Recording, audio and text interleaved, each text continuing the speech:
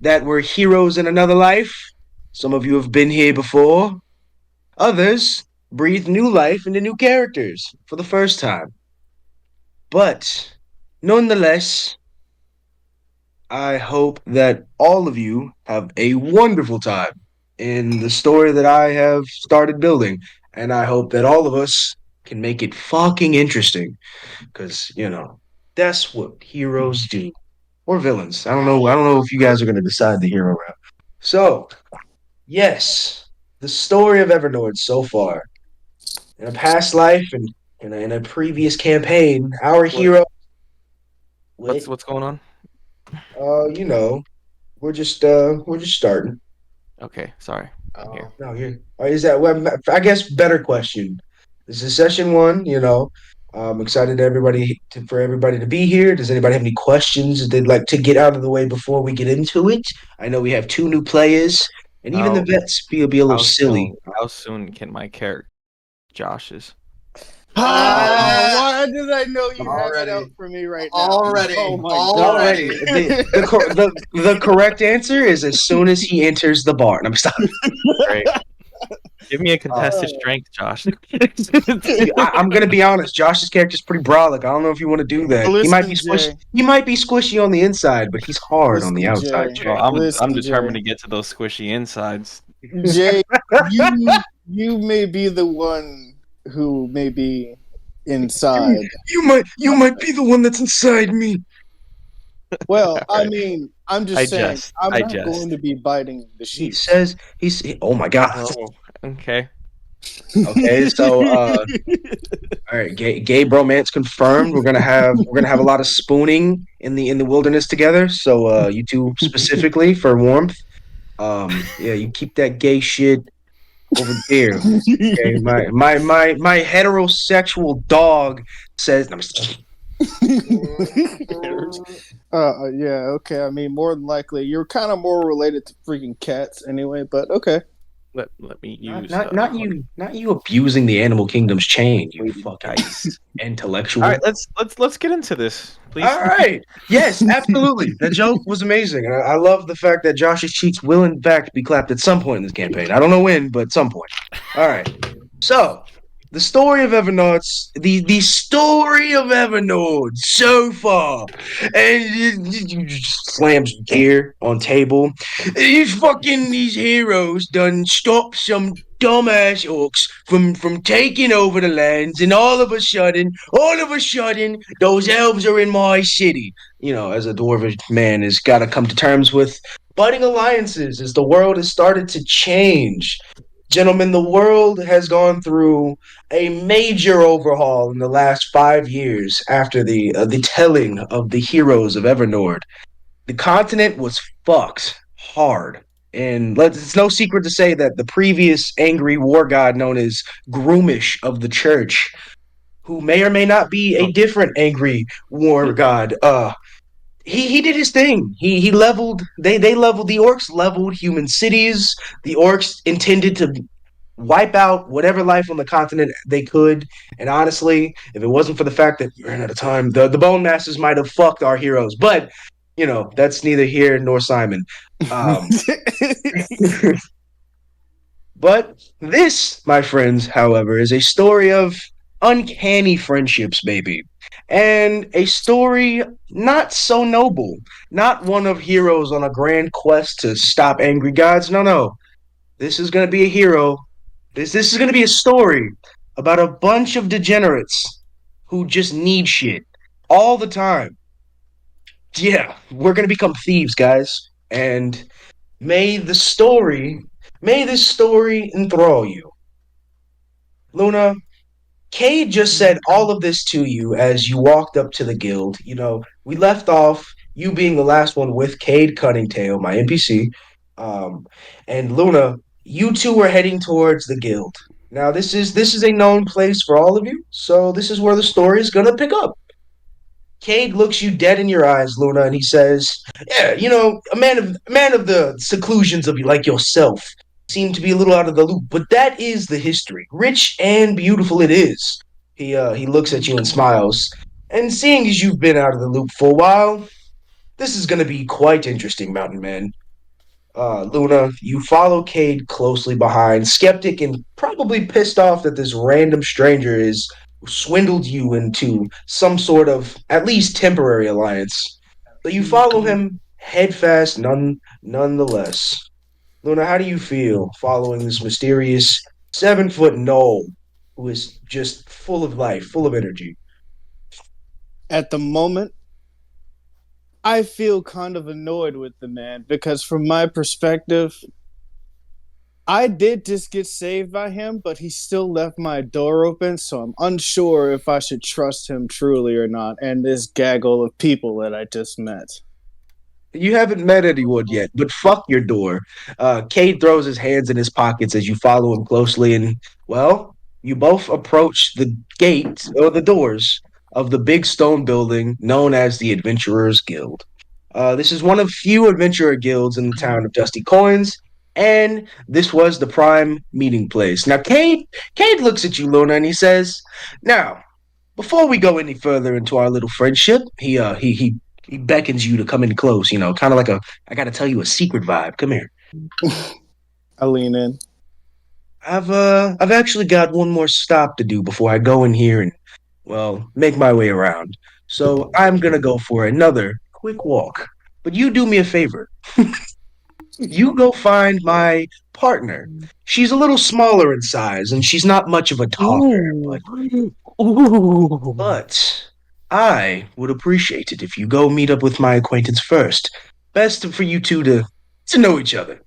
He knocks on the door. Tail. Yes, yes. Details. Yeah, he knocks on the doors of the guild hall 3 times, and he looks at you. Now, I'll be back. You go make some friends, and remember, they're not much of a talker. Look for the one that stands out, I guess. and and he slips off into the crowd, leaving you, a very unnatural person in a very unnatural scenario, all alone, looking for someone you've never met before. I walk into the guild, walking Oh, around. Huh? all right. So, time for characters. Everybody, you are all in the guild hall somewhere, enthralled in mysterious adventures as laid out by our session zeros. All of you had quite interesting fucking experiences, but this, my friends, this will be the start of your journey together, be it one of camaraderie or betrayal. Welcome to the sequel, the sequel of Evernord. All right. So, Josh, you're the last one to enter. You'll be the last one in roll call. That being said, Oh. first up, Tyrum the Paladin, played by 1J. Tyrum, you had been in the guild hall for a little bit now. You took the time to meditate and really square yourself back on after the interesting happenings of the morning. I mean, you were robbed, you were in a fight, you saved the guy that robbed you, and just honestly, as a paladin of, well, as a paladin at all, it's been quite the morning. Tyrum, you exit the room fully armored, helmet on, and you're doing your best to be inconspicuous. I don't know if that's the right word, but Inconspicuous. inconspicuous. Yes. Inconspicuous is the word, yes. Guys, I'm gonna start reading a dictionary so I know words. I found out that words do exist outside of "I am hungry." Yeah. So That's Mhm. me horny. yes, yes.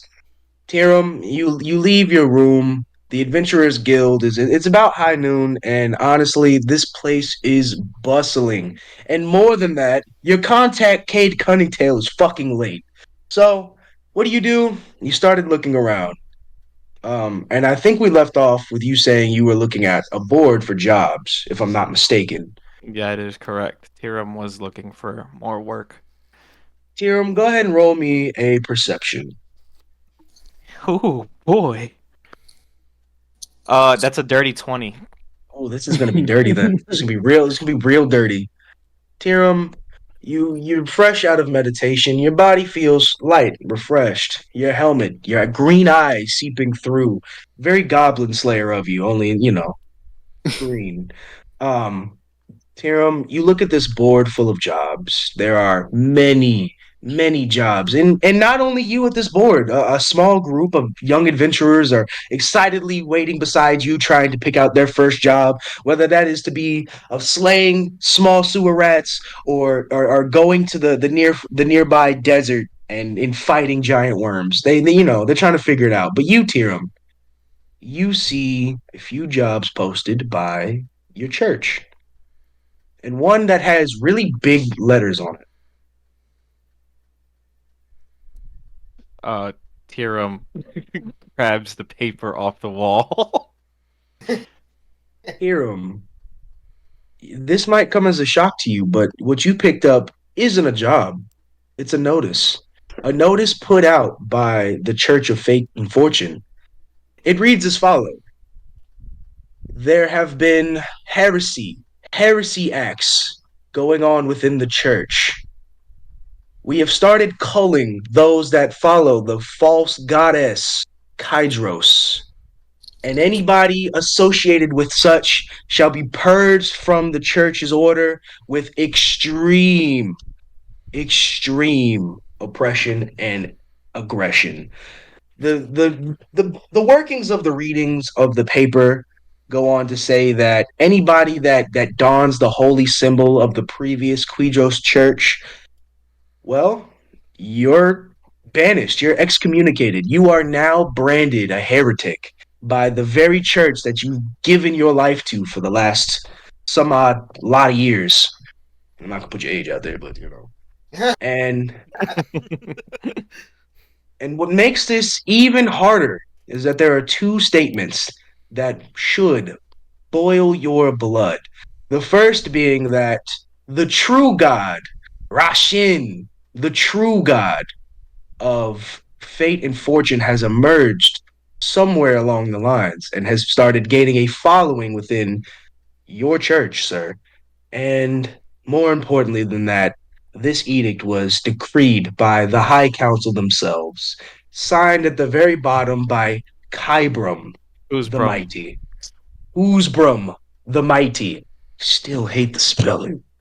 Um, Tiram, how do you feel knowing not only are your most hated enemies making very dangerous moves, but you've been excommunicated, branded a heretic by the church you've given nothing but your love and sweat to? Tirum grips this paper. His eyes begin to glow a bright neon green that is seated in rage and hatred and anger as he reads every single line of disrespect that was, you know, indirectly slash directly aimed at him. As it He is. he crumples the paper in one hand motion, and he fucking he puts it in his little sack. He puts it in his little sack. Yeah. One of the gnome adventurers. He looks to be like a fighter. Is standing next to you, and he notices. Hey! Put that back. People need those papers for when they want to make decisions, sir. You can't just take it off the board. What are you doing? He starts like poking you in the leg. How tall is Tiram? Tirum Tirum's an elf, right? So Yes. what's like the elven like height is like between like six and All like right. it's like Yeah, they're 6 tall. and like 60. 8 feet, right? Yeah. You can be anywhere in So there, and I'd so find that. You're gonna so be lean though. You fucking yeah, yeah, elf that's boy. fine. We're gonna say Tirum's about like just at the 7 foot range. Yeah, all the tall characters. Fuck yeah. Tiram, this gnome fighter in worn leather padding and ripped up gloves is poking you in your leg, and he's saying, "You can't take that. Put that back. What if that's got something important for us to know? Excuse me, sir. Do I need to go get Loretta?" And he points down to the one lady that is standing behind the table that is taking all requests. for jobs and payments. He points down the little stairwell around the corner, and yeah, he starts poking at you, just being fucking annoying. You need to put that back.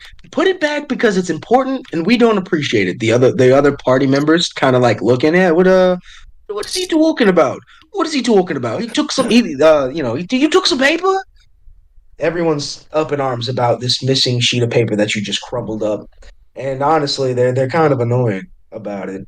They're not being nice. Hiram looks down at the gnome, and his eyes are still glowing green as he looks down, and he looks at the gnome. He says, "Mind your business." Roll me an intimidation. Okay. That's terrible. It's a 7.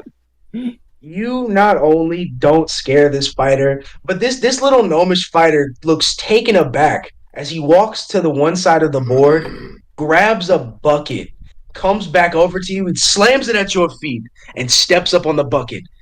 What is that supposed to mean, sir? As he looks eye level with your chest now. Hiram repeats himself. It means mind your business. And he turns around Yeah. and So as walks you away. as you turn around and walk away, the little gnome fighter starts getting kind of riled up, but his party pulls him back in, and they go on about their business. He walks off mumbling something about how those damn knife is fucking. But he wanders back off with his party. Tirum, you have just gotten some of the worst news ever. Holy shit! How do you feel right now? Hiram's rage boils. It's after everything that he's been through in the past years, he he feels betrayed. He feels lost. He feels almost akin to how he felt when he landed in Evernorn all those years ago. But Yes. but Tiram centers himself and understands that his ultimate goal has never changed, but only now has expanded. For he knows that he will be the one that brings justice to the true goddess of fate and fortune, Kydros, who Yes, has you will. always shown her light on him until that, fateful day. I'm gonna be honest. I've never heard a better oath of vengeance in my life. And with that, okay, you got some else. Oh no, I think that was somebody else, but yeah. And with that, over yonder, on the other side of the guild, as Tarum begins dealing with that, there is one person here at this adventurers hall having a great time. Oh my fucking gosh. Mikolo, the demon in a half shell himself, is over here winning an arm wrestling contest and honestly having the best morning out of all of you. He has Whoa! been Yes, yes. The monk, the dwarvish monk that just lost makes his exit as Luna makes his entrance, and Mikolo, you feel great. You had no reason to lose that arm wrestling contest, and honestly, fuck that monk for thinking he could beat you. You're at the table still, surrounded by a lot of adventurers on the bottom level of this two-level stone guild hall, and man, you are swarmed for the first time in your life. You are in the light. You are in public, and you are a hero. Mikolo, how do you feel? Just feel great. It's great to be here. I This is the inner monologue. The inner monologue. oh man, yeah, this is great. I wonder if any of these people know where I can get a pizza. You are surrounded by a mass herd of people. Are you asking them, or are you? Is that still internal? Internal monologue. Okay, yeah. So the three cheers for Mikolo. Three cheers for Mikolo. The monk is strong. The monk is strong. Uh, Woo!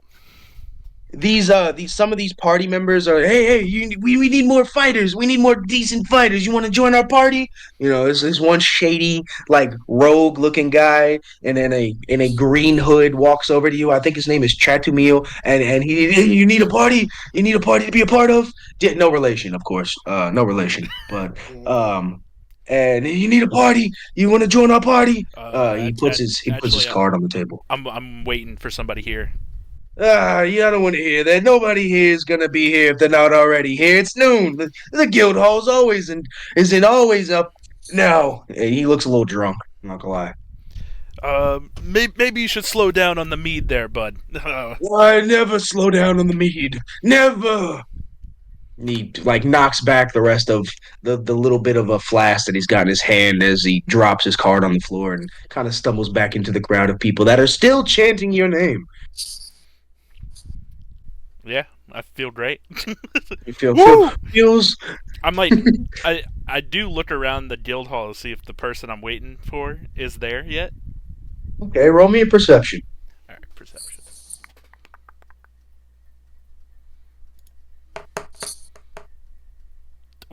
You got a 9. So you look around, you can't really see anything past the group of people. They're blocking your view, making it real hard to see around into the guild hall. But you do notice that on one of the upper levels, there seems to be a very upsetty spaghetti man walking away from the board. But he doesn't really stand out. He's just up there. You happen to notice the flaring green eyes from the floor, you know. Um, but yeah, Michealo, what do you do? Do you continue to sit at your table and wait? Yes. I'm going. All right. That guy got weird green eyes. In my monologue. and, That's kind of weird. that's kind of weird. Hmm. All right. And with that, Luna, you are the last one to enter the guild. You are here. You are away from everything you've ever known. You didn't even leave your hometown more than once a year up until this point. This is insane for you. You are in a warm climate directly opposite of everything you know and love, surrounded by new and greasy people who are covered in muck and dirt and violence all through this bastard city. Um, you enter the guild hall. You enter the guild hall, and you are now on the lookout for Cade's companion. How do you feel?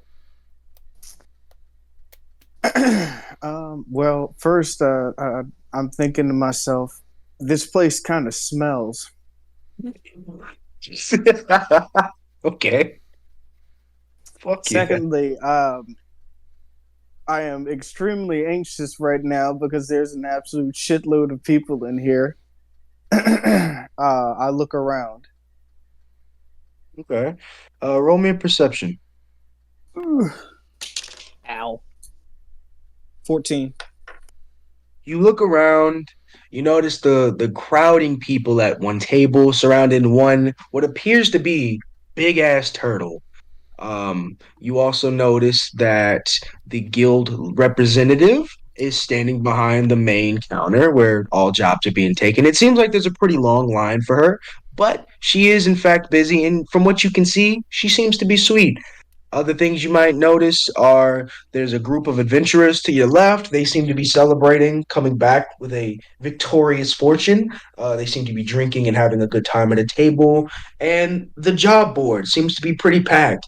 You walked in and there looked to be a little bit of a commotion going on up there, but it seems like the one party walked away because the man in the big armor is separating himself from the rest of the those adventurers up there. Um, really notice anything else that stands out. Darius, I have a question. Yes. Are you wearing the hood? I am wearing the hood. Oof. Joshua, you look around and you don't see anybody that stands out. And honestly, with as much noise that is in this place, you're gonna have a harder time finding someone that's quiet than you are that's gonna find anything else that matches Cade's description. I just Um, look for a table. A free Gives up table immediately. there's nobody there that's there at it. I look for a table. All right. So you find a table, one of the last few open tables, honestly. It's a miracle that and in this busy time of the day you even found one, but you happen to get it right after a party left, almost immediately. The timing was amazing. What do you do with this table? Are you going to sit down and wait? Do you wish to find information? What is Luna gonna do right now? Luna is going to order a drink because Luna needs to relax for a moment because there's a lot happening right now. Ooh, Luna, you order your drink. The waitress seems to be an elf. She comes over and she slides you a glass on your table. Hello, love. Um, she notices that you look to be a little stressed out, and she fills your beer up a little higher, foam running down the side of the cup. Gratitude. I grab it and I take a swig of it. I She set it rolls back her down. hands. She rolls her hands as you take your first drink. And how would you be paying with that? Was that cash or credit? Cash. Yes, of course. That'll be 2 silvers.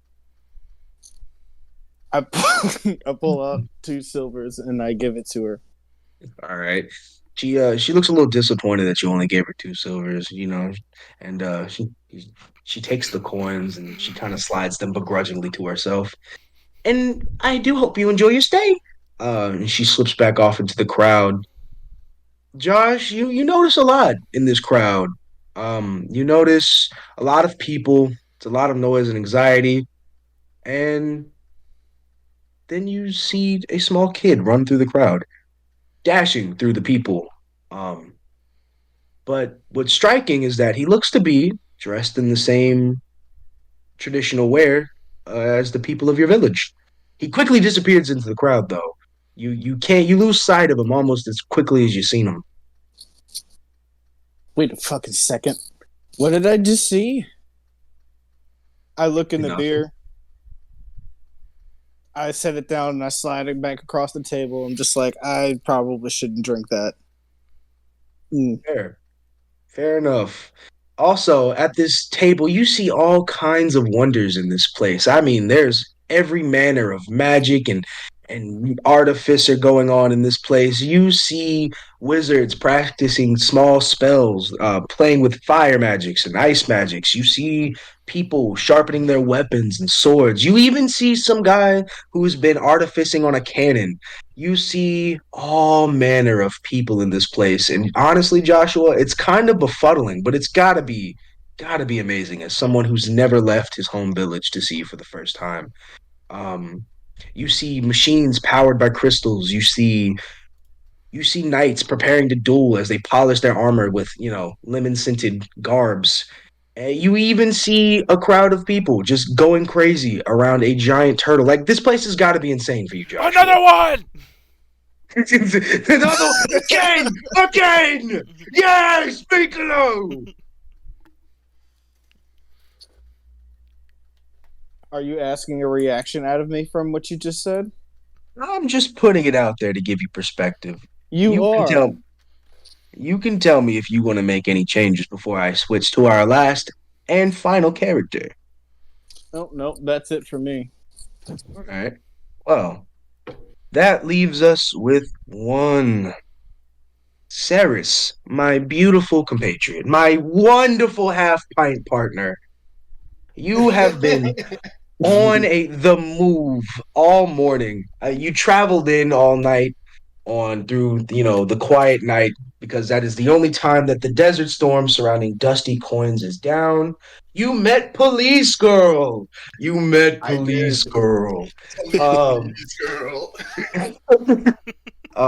you also met Gat, the elderly artificer, That and I you did.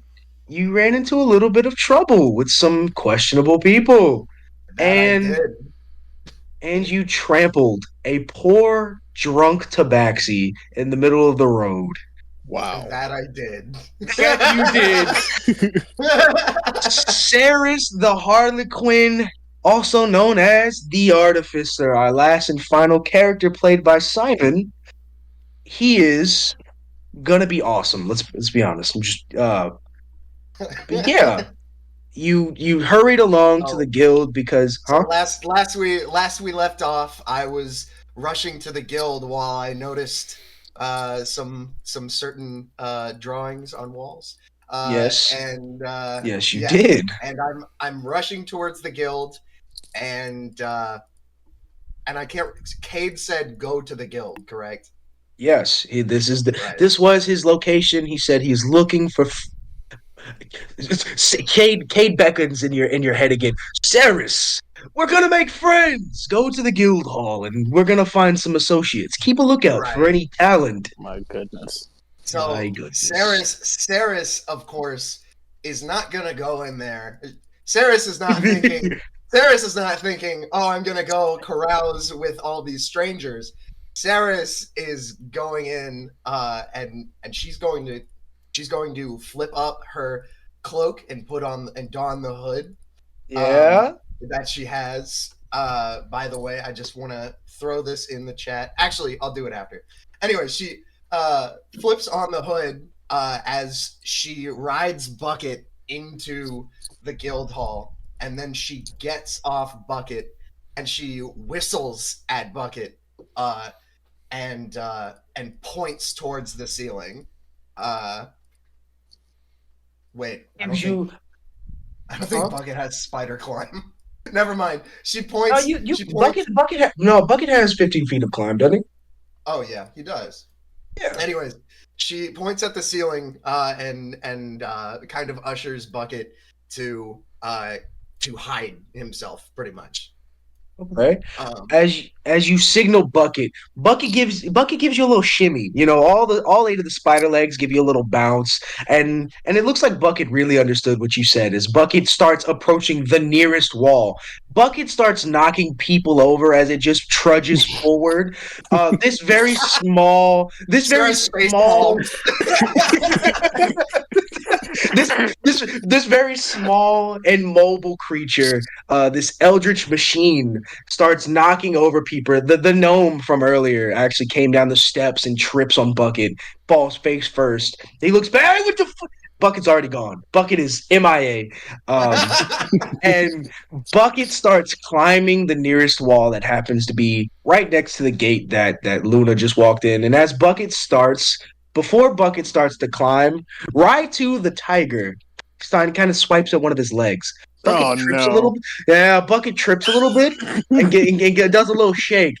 Bucket looks pissed. Ceres, you notice that Bucket trips up right before it gets to the wall that it was going to start climbing. And you notice there's a small, it's really a medium-sized cat, but it's on the lower end of things. It's about a 3 foot fucking cat. He's down there swiping at Bucket's legs. Ceres. Okay, Ceres is immediately annoyed that someone would dare touch Bucket in such a manner. This is a. You're saying this is like just a cat? This is Just a cat? absolute. Matter of fact, you are a circus performer. You've seen enough tigers to know that this is a white fur tiger down at the bottom of these steps, no bigger than you are, honestly, but roughly the same size. It looks to be a tiger cub, and Okay. it So it is literally, so Bucket literally just gets tripped up by this white fur tiger fucking before yes. trying to climb up the wall. Yes, Okay. this little tiger starts fucking like you know how cats attack like their mouse toys and kind of swipes at the leg. Yeah. Raitu is tripping Bucket the fuck up. Bucket is just trying to get to the wall, and honestly, every time Bucket takes a step, Raitu starts Just swats swiping. at him. Yes, he's pawing at like Bucket's platform, Oh my and god. and last but not least, before Bucket finally gets to the wall, Raitu jumps on the platform of Bucket and curls up.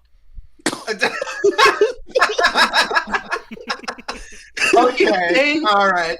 Bucket, even though Bucket has newly added weight, this is nothing new for Bucket. So Bucket continues to start climbing.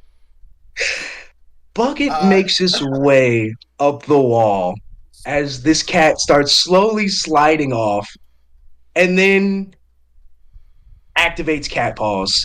Murder mittens in full effect. Bucket is climbing the wall with Raichu stuck to the side of Bucket. And Bucket is getting higher and higher in this, I'll give it 15 feet tall building.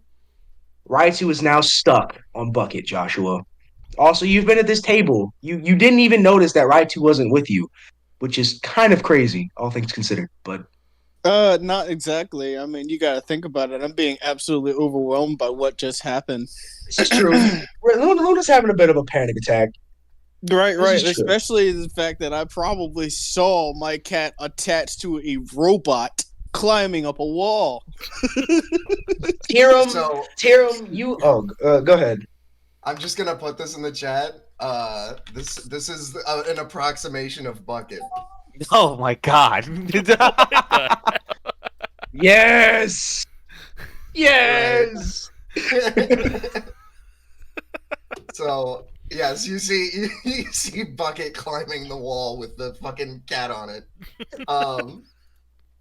Ceres kind of just face palms and watches this all happen. And then as you know, and she kind of wanders to a less crowded place to look for people. And Okay. just keep it looking for Kade, really, because she doesn't know that Kade just fucking left. So, That he did. Ceres, roll me a perception. all right. That would be a 15. Wait, Oh, sorry. A 15 plus. Where's my perception? Oh, plus 0. It's a 15. hell yeah. Ceres, that was honestly a pretty good roll. You notice that the crowd of people they're all circling the turtle. He seems to be exciting. You actually do notice that there is a gentleman by himself at a table, looking a little worse for wear, and you do notice the slight altercation on the top level with the knight walking away, what seems to be very pissed. And you also notice Loretta. For the first time this whole time you've been there, her line looks relatively short, and this is, like I said, where people go to get information for jobs and or payment for completed jobs. Um, Okay. I so think Ceres is going to walk over to Loretta because I feel like Ceres would want to suss out some information on anybody who's done anything interesting lately to look out for right, talent. all right, So Ceres, she walks up to the line and walks up, and then when she's at the front of the line in front of Loretta, she takes off her hood. And also, how Oh. tall is this desk? So this desk is about 3 feet tall. So the top of your bells jingle right at the top of the counter. Mm. Uh, Ceres look like kind of like grabs the top of the desk and kind of gets on her tippy toes and lays her arms crisscross across the desk, like folded in, and and and she looks at Loretta with a smile. Oh, okay. And she Ceres doesn't.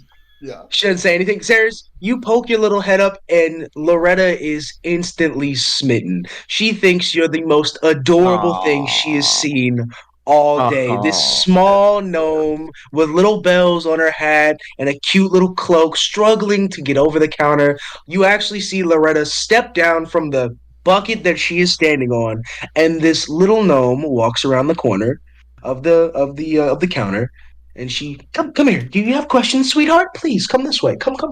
Her glasses glimmering in the reflection of the few windows of the guild hall as she presses them up to her face and tells you to come to her side because she understands what it's like to be short.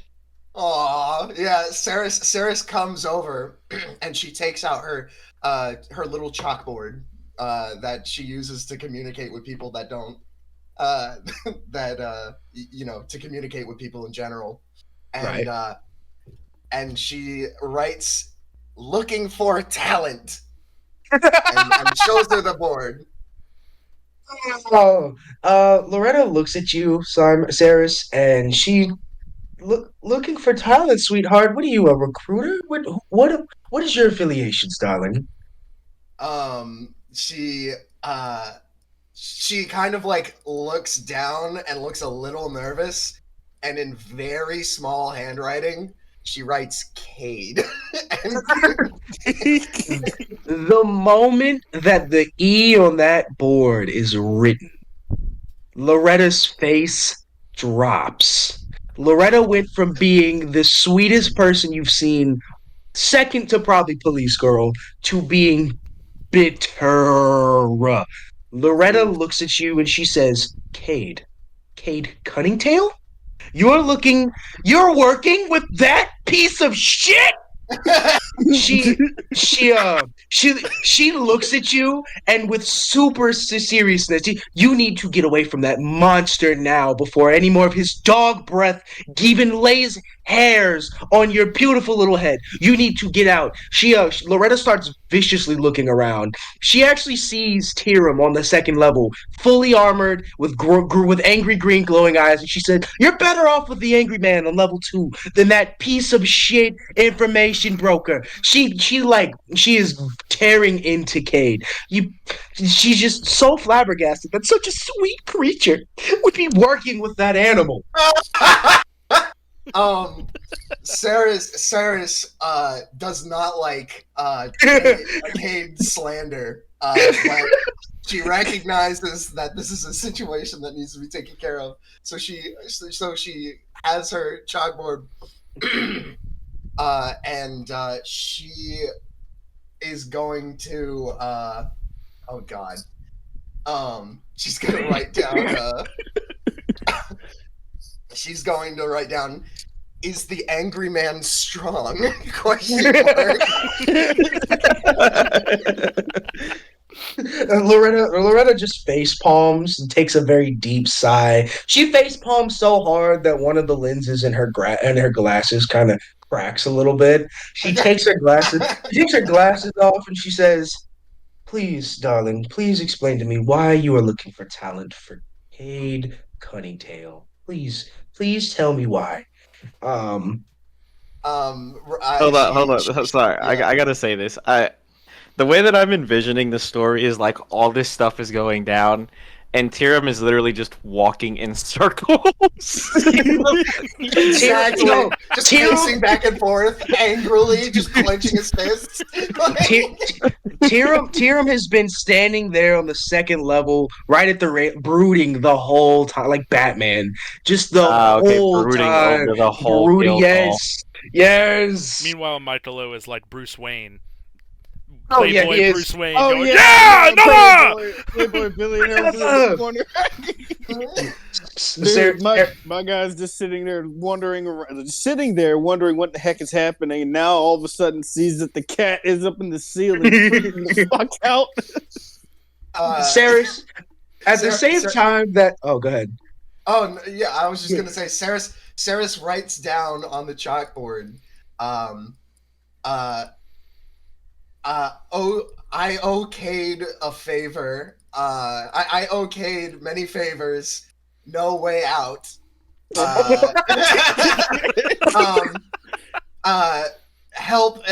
Help me by getting me the best talent possible.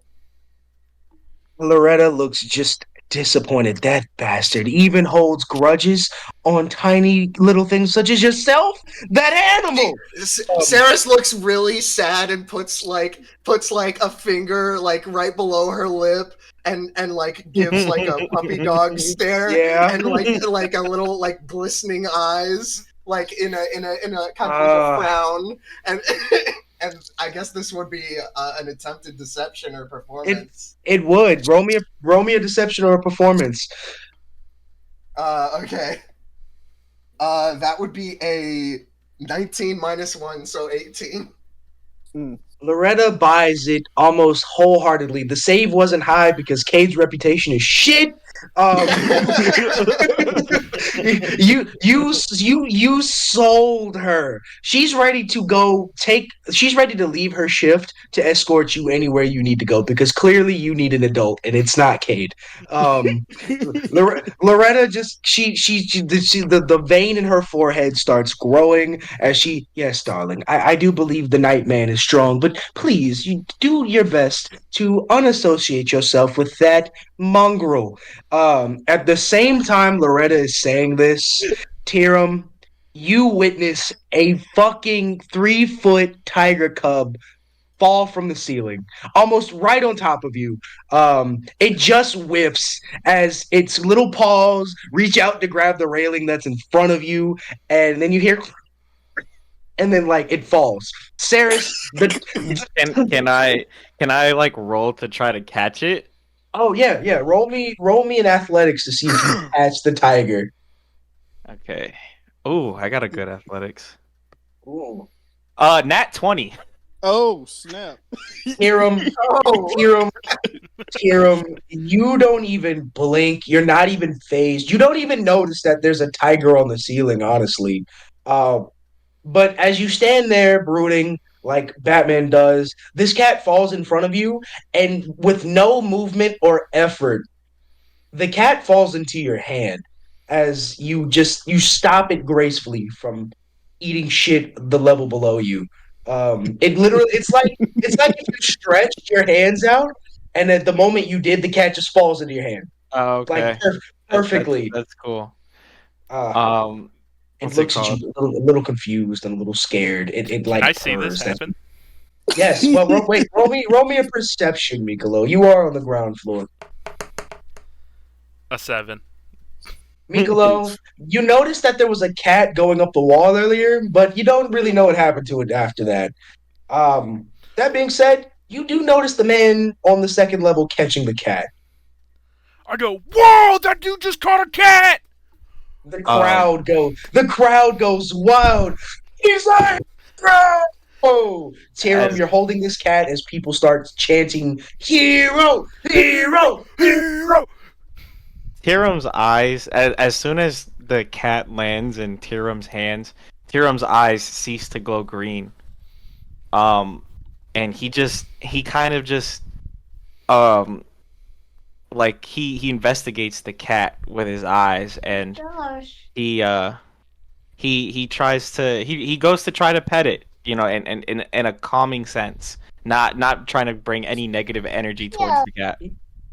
The cat purrs and nuzzles your hand. It's soft fur with streaks of blue. Just the blue stripes really resonate with you as this cat purrs. It sits on your arm, and now you're cradling this cat like a baby.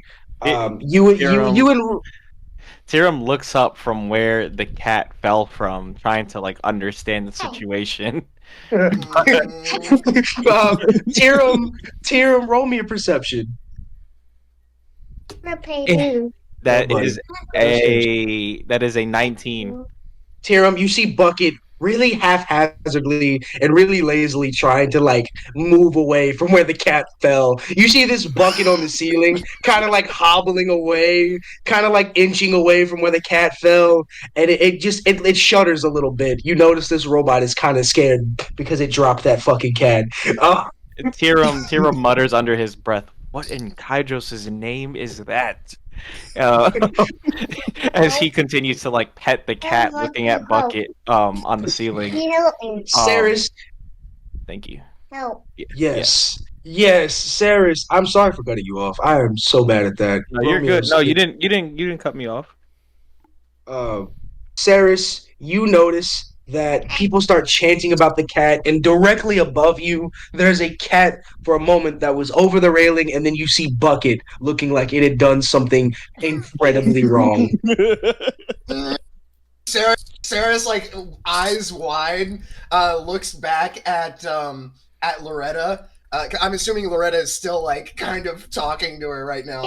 Yeah, Loretta is Um, chewing you out, giving you life lessons about how you shouldn't do drugs and stay away from strangers. uh, uh, uh, Sarah's like frantically, she breaks the persona for half a second, when she notices Bucket is fucking dangling and there's a falling cat, and she's like, and then Ceres points at the cat and then tries to like jump away really quick.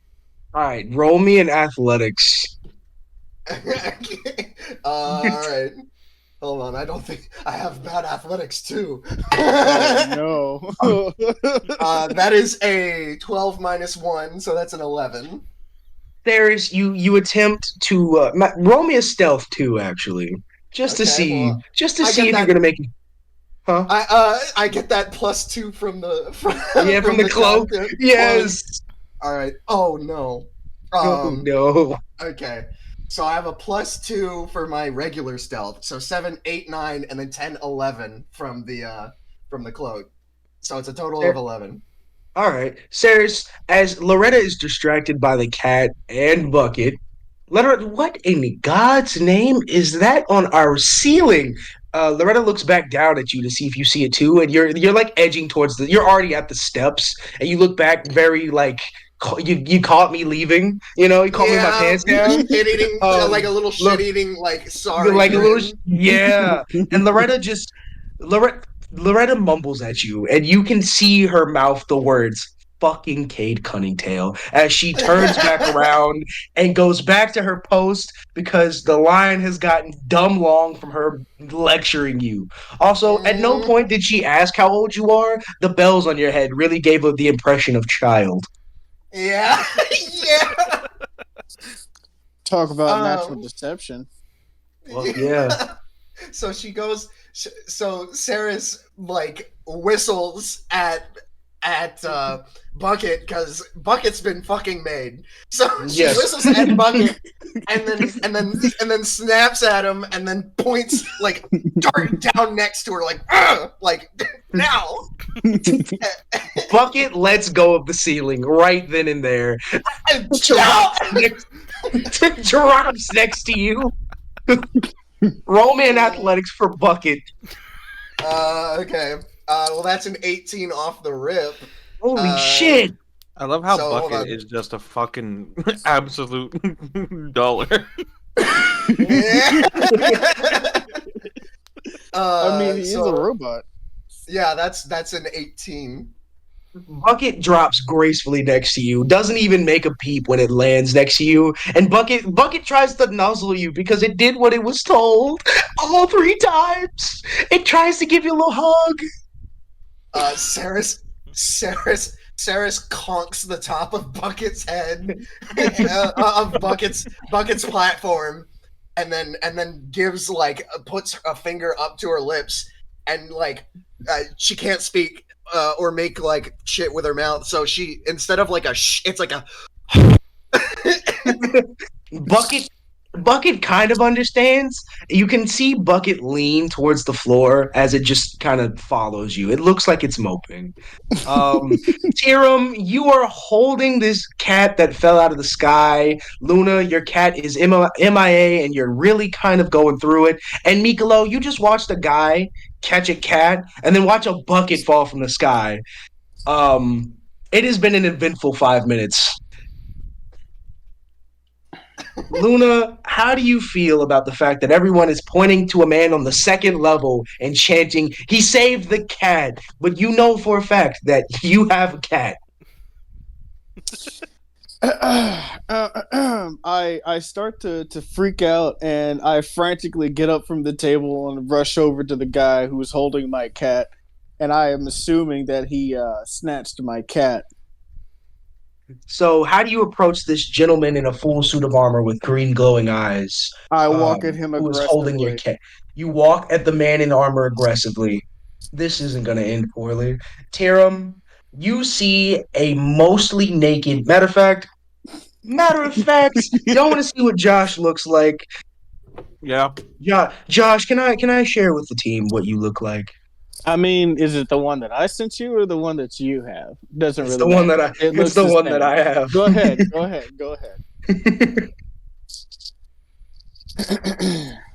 Everybody, or Tyrum, you see this big, brolic, natural-looking motherfucker approach you with aggression. as he sees you are holding his cat. Oh, He is in fact shirtless. Comes from a colder climate. This heat means nothing to him. Tyrum. No, Luna, you approach this man. He's got your cat. Tyrum, you've got his cat. Excuse me, sir. How did you get my cat? Jerem looks down at the cat and looks back up at the ceiling, and then looks at Luna. It kind of just fell into my fucking hand. I tilt my head to the side in confusion. What? Luna, you didn't see the cat fall at all. You just saw people chanting, and you saw a man with your cat. Which is why I'm confused. As why I said what? Yes. Jerem looks at him, kind of cocks his head a little bit, and he goes, "You said this is your cat?" It is mine. Yes, his name is Raiko. Jerem just says, "Well, here, make sure he doesn't fucking stick to a ceiling again." Raiko doesn't leave Tyrum. Raiko is so comfortable in the arms of the armor and being petted. Raiko looks naturally at home. Raiko does not want I look at the cat. I'm like, don't do this now, you traitor. Come back. We have things to do. Raiko lets off like, oh, it's the Come tail. on, we're like, waiting for the freaking gnome. You're waiting for a no? Yes. Interesting. What gnome? Metagaming. Tyrum just looks at Luna, and he's like, "Are you gonna take your cat or what?" Because he's just sitting here. Raikou. You said right. Am I saying his name right? Raikou. And we can go with Raito for now because you've been calling him that the whole time. What is his name? I want to get it right. We can call him Raito. Keep going. It's fine.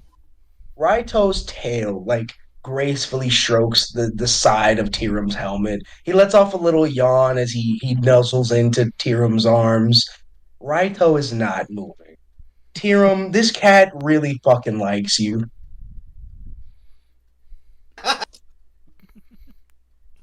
Excuse me, sorry, hold on.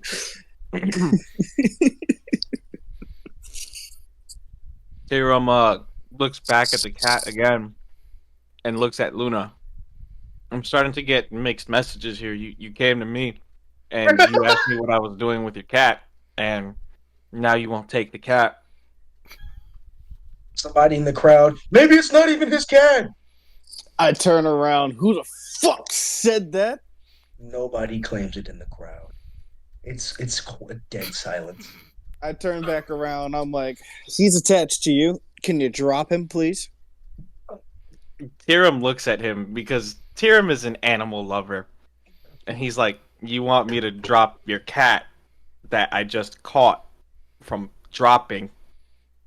You don't really seem like that good of an owner." You probably don't get the fact that this is a freaking tiger, and he's about 3 feet tall, as you can see, and dropping him from your height's not going to hurt him. And if anything, it's going to make him walk. Raitou lets off another little yawn as he nuzzles Tyrum's finger. I wanted you to keep this in mind as we're talking, Tyrum. I have my I have my hand on the brow of my nose, and I'm stroking it because I'm getting very frustrated with my cat right now.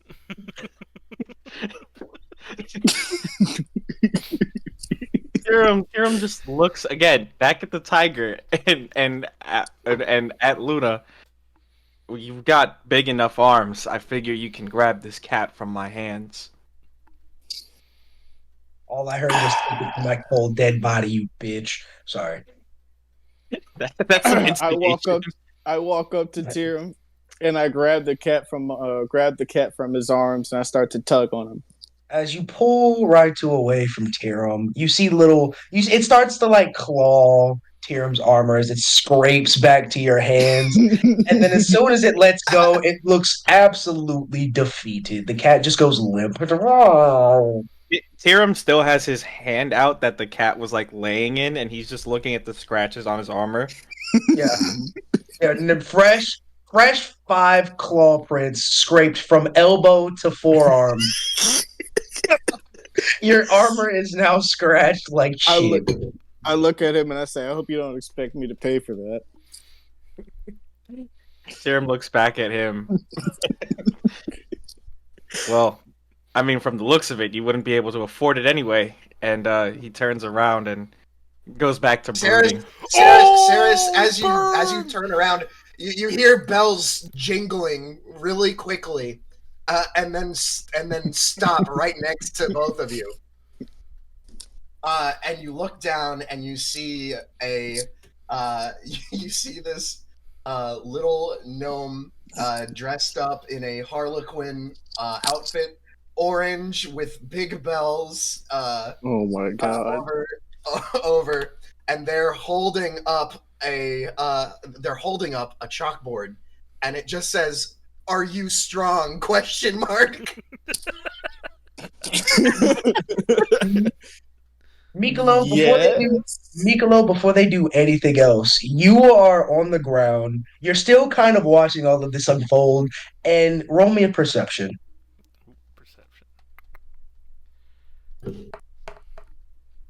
7. No, you didn't see shit. Never mind. Continue. Luna, But Tyrum, Ceras is holding the sign up to you, Tyrum. Tyrum inspects the sign, and he looks at it. He looks at Ceres, and he says, Ceras smiles widely. Tyrum has a scowl on his face, and he says, "I don't see how that's any of your business." She grabs the board and she like erases it furiously, and then writes down, "Do you want money?" And then puts it up. Takes it back without you responding.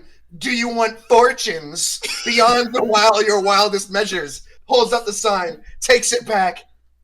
"Then sign up with my crew because we're gonna be making money, baby." And then holds the sign up. Tyrum sees the word fortunes, and his eyes glow green for a fraction of a second, and then he looks back to the girl, and he says, "Are you trying to offer me a job?" She nods her head emphatically as the bells jingle. See, even Simon knows emphatically. That was the word of the day last Friday, guys. Just so you know. That's a good word. Fuck that word. Fuck you mean? Emphatically. That's a good word. Yeah. Anyway. I didn't know that was a word up until. Anyways. Tyrum again. He's now perplexed because he's getting a job offer, which is what he was looking for in the guild hall, but he doesn't understand who this girl is, why she's not talking to him, and why she's approached him in this manner. So he says, "Look, I don't know you. I don't know what you're offering me, but I'm not gonna put my neck out for something that isn't going to pay off well for me." Ceras looks at you and she kind of like looks down and like looks back up with you like a little bit side-eyed with a little grin, and then shrugs and then kind of looks the other way and writes down, "It's your loss," and then starts to walk away, very acting nonchalant, but their shoulders are so stiff, and they keep glancing back at you. And then do you do anything at this point, or are you just watching her walk away? Tyrum rolls his eyes, and as he's watching this act, he perceives it as like, you're trying to like nonchalantly egg him on. Yes. And Tyrum now, recalling all of the weirdness that has happened this fucking morning. He figures he might as well hear this proposal that this mute has.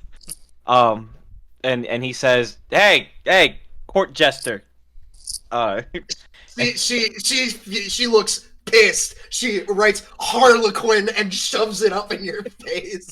Oh well, not up in your face, but not probably at your crotch level. as high as It's you can it's go. like core As high as you can level. Yeah, with both hands. Uh, Hey, Underlined 6 times. Ceres, as you lift the sign up to Tyrum saying Harlequin in such a fiery manner, Bucket lifts you up so that you are now eye level Yes! with Tyrum. Bucket is that tall? Bucket has long legs. Yeah, Bucket is Oh. the same height as Ceres, so together they're like 6 feet tall. Okay. Okay. Yeah. Okay. So Tyrum, throws his hands up. He says, "Harlequin, is that your name? Is that what I should refer to you as?" She shakes her head and writes down in a big big letters that are just very like calligraphy and then like with a smiley face in bells over the eye on Sarah's and shows it to you, and then like she moves it to the side so you can see her face, and she gives you a big smile. Tyrum can't find himself being mad at this girl. Guys, I get the feeling that's going to be a running theme. Tyrum then shrugs and he says, "Very well. What's this proposal? What work do you think you have for me?" Ceres writes down, "We need to find two strong individuals other than yourself and I to put together this team. Details to follow. Dot." Luna, at the same time, while Ceres is writing all this out to Tyrum, you happen to notice claw marks on Bucket that is now front and center in the group. You couldn't help but notice that like the legs of Bucket have a lot of scratches. I start to look at the robot in suspicion, and I'm just like, you know what? I'm not dealing with this craziness. And I turn and I walk away back to my table with the cat over my shoulder. Before you can walk away, Tyrum shouts, "Hey, are you strong? 'Cause I might be able to get you a job that can pay for my fucking armor your cat damaged." I turn and I look at you, and I go, "Do you want to find out?" No. This Harlequin wants to find out. And he points to Ceres. Ceres looks at you, and she like pulls back her like sleeves and puts her fists up, and she kind of like jab, and then she 2 thumbs up, and cocks her head sideways questioningly. all of you in like full metagaming hear Cade's voices echo. Ceres, the training, Ceres, the training.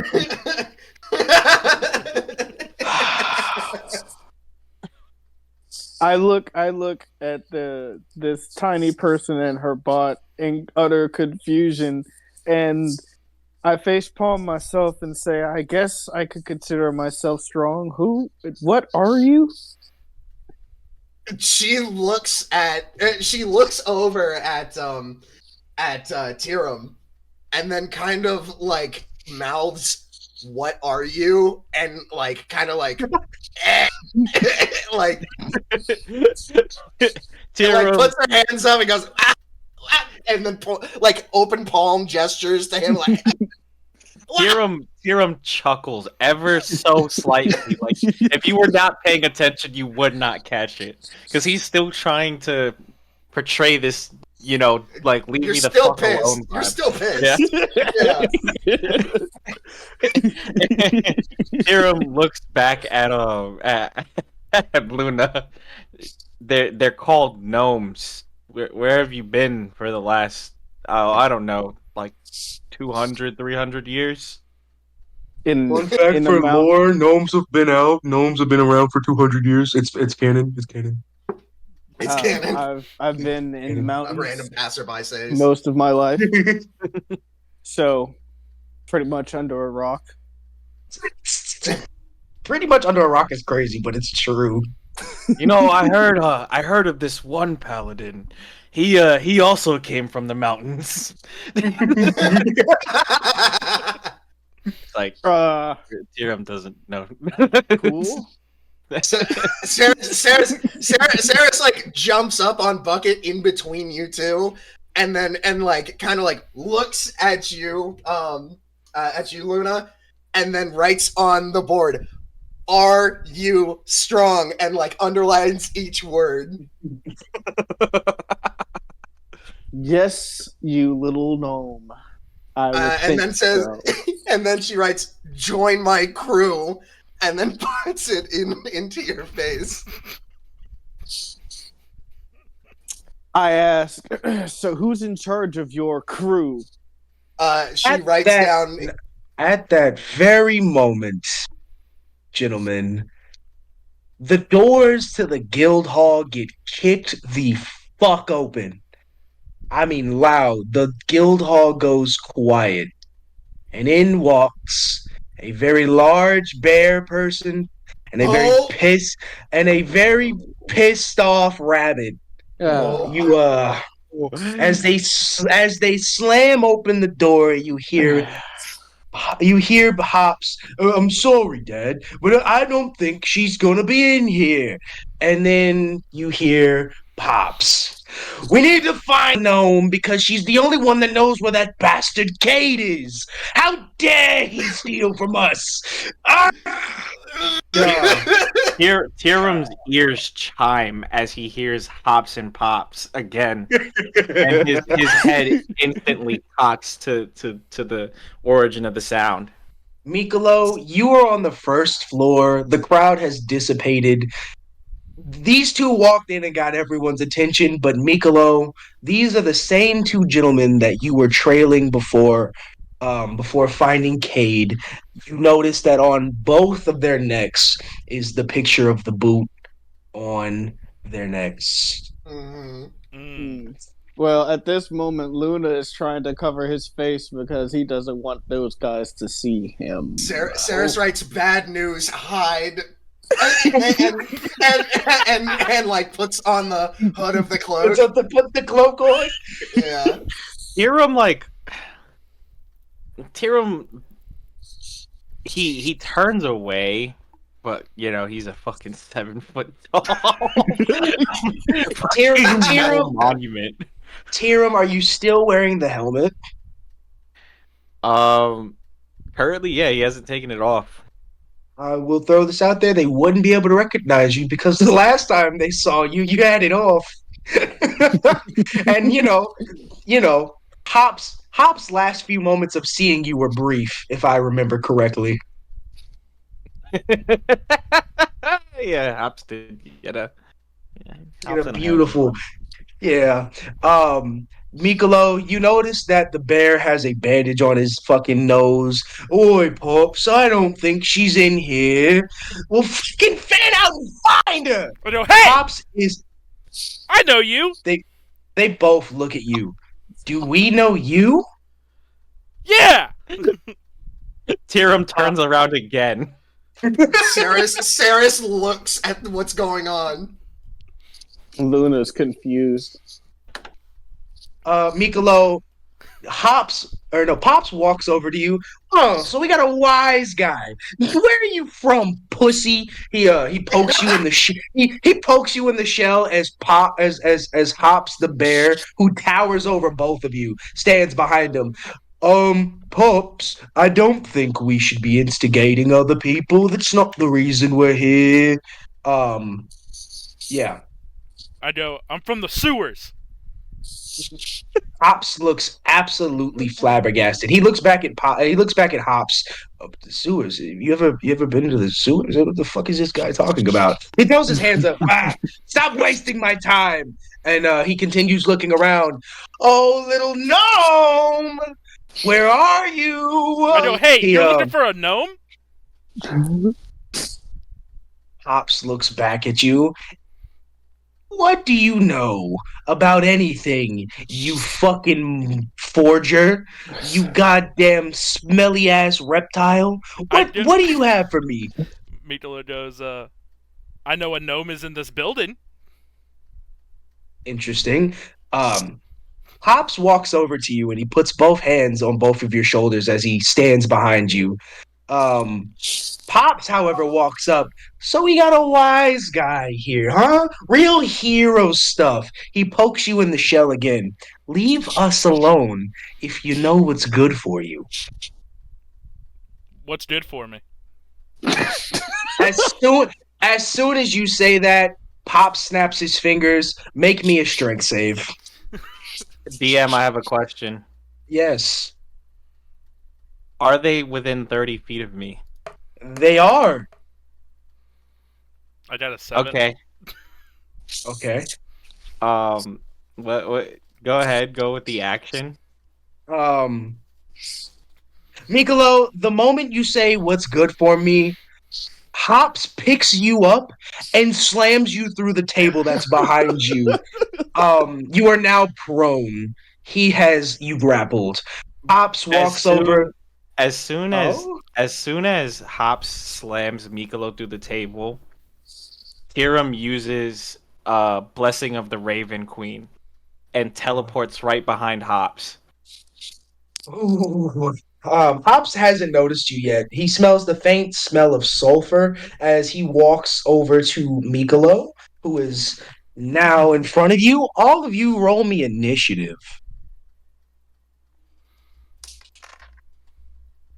That's a 14. It's an All 11. right. That's a 3. Okay. 13. Okay. So that'll be was that Jake, Jay, Josh. Sarah, Josh? Would you roll? 13. Yeah. So Jay, Josh, Sarah, and Ryan. Bad guys. Oh, guys, I'm breaking the dice out. I'm breaking them out. Yeah, So let's hold it. Hops and Pops don't know that I'm there, though, right? Yeah, technically, you are not engaged. You are just behind him, and Hops and Pops are facing Mikolo, who was just thrown through the seat. Mikolo, you are blue. Tyrum, you are green. Ceres, you are orange, and Luna, you are black. Okay. Mikolo is through the table, and we have these two silly guys here. Oh, god damn it. I'm sorry. I've been out of the game a little bit. Take your time. Um, I'm trying to figure out what I want to Pop, do. Yeah, all me right. too. Pops is black, with purple with the black dot. Hops is purple with the silver dot. And Tyrum, you are behind Hops. Luna and Ceres, y'all are still on the upper level. And the bad guys will be going last. So, you guys run initiative first. Tyrum, we're starting with you. Tyrum, what's it called? Tyrum unarmed strikes, Hops from behind. You just punch the fucking rabbit. Roll me to hit. No, Hops is the bear. Oh, Hops is the bear. I'm sorry, I'm silly. You punch this bear. You go to punch this bear. Roll me to hit. That is a 15. Let's see if that is better than his armor class. Sorry, I had all these up and then they disappeared. You said 15? Yeah. You do not hit. You punch a wall of fur. They now know Hops now knows you're there as he turns his head. Oi! I know you from somewhere, don't I? What seems to be your problem? Pops looks back. Do you ain't got a problem with you two, or do you want to end up like this fucking wanker over here? Um, hear him? Tyrum takes his helmet off and he reveals his face to the both of them. And he says, "It didn't work out well last time for the both of you, so I suggest you leave the turtle alone. He's just brain damaged." Well, I mean, he Hey! pops leave. What's up? Yeah, yeah. A. Yeah, that was it. Hey, not fair. Pops, Pops looks back at Michaelo. He's certainly brain damaged now that he's through that dumbass tables what he gets for being a hero. He Hey! kind of like, he kind of chins your, he kind of kicks your chin a little bit with his feet. Um, Tyrum, Tyrum. Tyrum says, "This is your last chance to turn around and leave. Go." Uh, Pops looks kind of pissed. We're not going anywhere until we find that fucking gnome. And then Hops leans in. Pops, wasn't he also with Kade? Maybe we could ask him where he's at. And Pops looks really intrigued all of a sudden. You know what? You're right. Get him. Uh, Tiram, it is still your turn, and if you have anything else you'd like to do. I use my bonus action and my action, so Oh yeah, could you teleport in unarmed strike? Okay. Luna, it is your turn in initiative, good sir. How far is the bear from me? You are are we sharing 10, it? 15, 20, 25, 30, 35, 40, 50. I'd say you're a story up, you're about 35, 40 feet. Um, so I'm going to do two things because since I've seen this guy teleport and try to attack these people I don't like, I'm going to try to assist him. So the first thing that I would like to cast, what is this spell called? Beast Bond, I believe it is. I'm able to see through my cat's eyes because I'm holding my cat at the moment. And I'm going to use the rest of my movement to, get as far as I can. So I walk 30 feet towards the bear. All right. Luna, you move 30 feet towards the bear.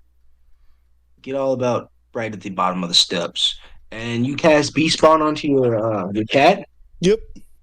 I said Beast this Sense is what it's before. called. I said this at the beginning. I'm going to say this one last time.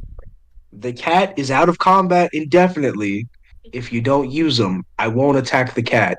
You bring the cat into combat, all bets are off the table. I might kick your cat. Oh, no. I'm just doing this so that I don't lose track of him during the combat. Okay, so you're not going to use them for any fighting? No. All right, that is smart. I'm not gonna deal it either. I'm all for kicking a cat in the teeth. You know. All right, Luna. Anything else? No, that's it. That's all I can do right now. Ceras. Okay, Ceres is going to inner monologue. I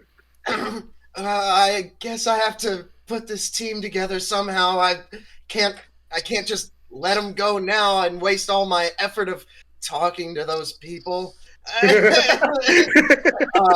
She she go ahead she goes ahead and hops off of Bucket and sends Bucket so that everyone inside is within a 10-foot range of Bucket. Right. And she's going to order Bucket to use Protector. The cannon emits a burst of positive energy that grants itself and each creature of your choice within 10 feet a number of temporary hit points equal to 1d8 plus your intelligence modifier. My intelligence modifier is While you figure that out, where did you want to move Bucket, and did you go down the stairs or over the railing?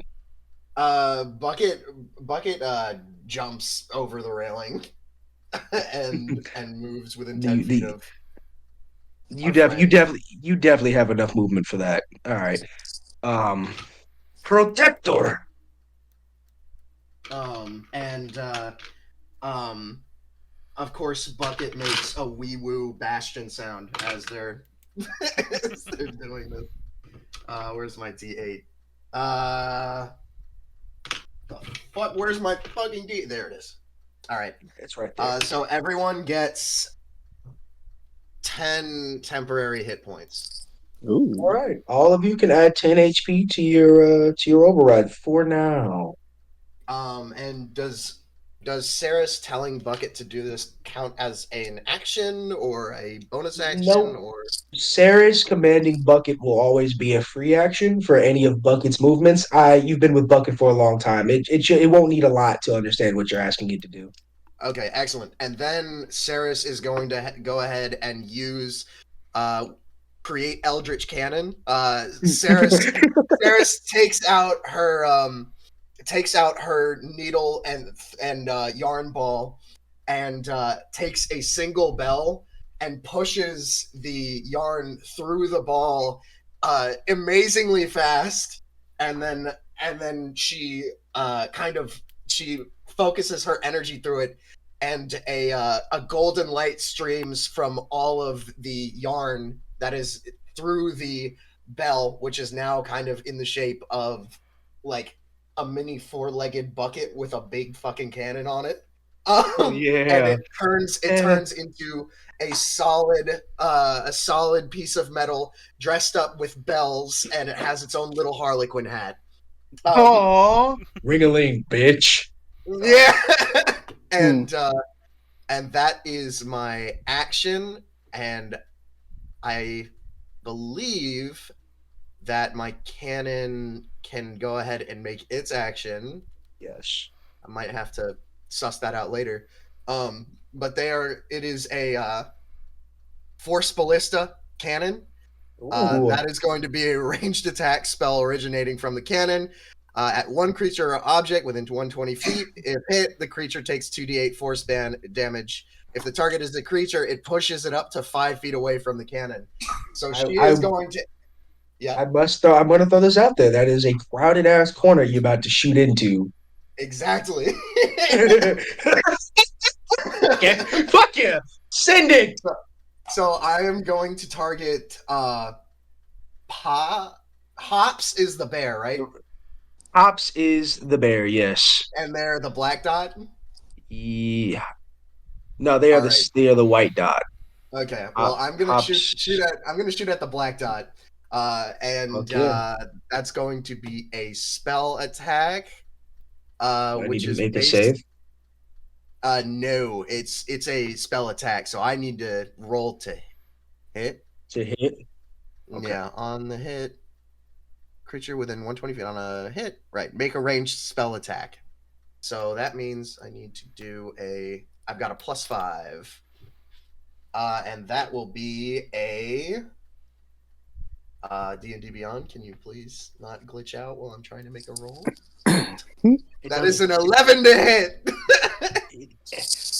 Your spell attack misses. The cannon shoots out a big golden beam with little musical notes kind of like popping from off of it as it lances down, and then it sticks into the floorboard. Oh, what the fuck? Michaelo, this beam of light just shatters the floor directly in front of your face, and in the midst of all of this fighting, you all hear Loretta, "Get the fuck out of my guild hall, you goddamn delinquents! Don't you know the rules on ruffians in this town?" Loretta takes off for the upstairs. The guild hall starts clearing out as adventurers want nothing to do with this. Michaelo, it is your turn in initiative. So when he threw me, did I land on my back or did I land on my belly? You are on your stomach, prone. Okay. He just fucking slam dunked you through that table. I'm gonna be honest. So I guess I just get up first. All right. That will be your action. Okay. And as I'm getting up, I look back at where that shot came from. And I just look at Ceres. Ceres has their hood on. Sarah's puts Ceres has their Sarah's hood hood on. I don't watch where you're shooting that thing. on. Well, you do see the cannon. You do see the cannon. The Um, little cannon pays you no mind as it gives you a little dance. It's ready to shoot again. It gives you a little bell jiggling. Yeah. And for my bonus action, I'm going to unarmed strike the white dot. Pops.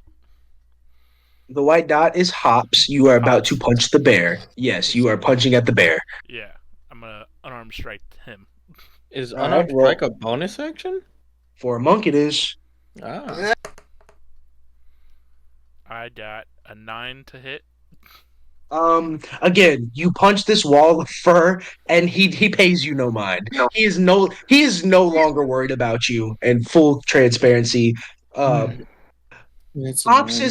Hops is looking up at the cannon. None of you on that floor has his attention, and it is now the bad guy's turn. You are gonna see, first of all, you're gonna see Pops take out an object of his pocket, and he's gonna throw it at at Hops.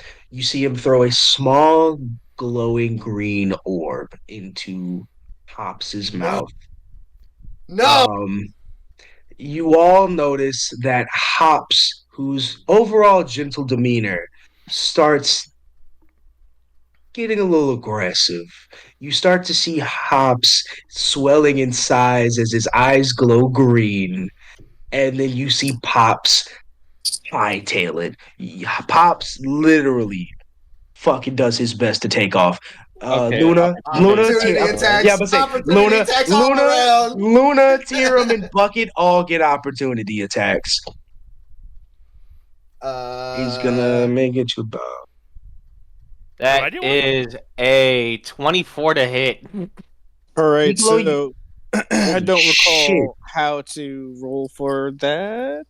You So take your just roll. D20 and you roll it, and then where on your character sheet it says like the hit/DC, you add that number or subtract that number from your count that you got on the D20, and that's your value for hitting. And at this point, I don't think any of you have drawn your weapons.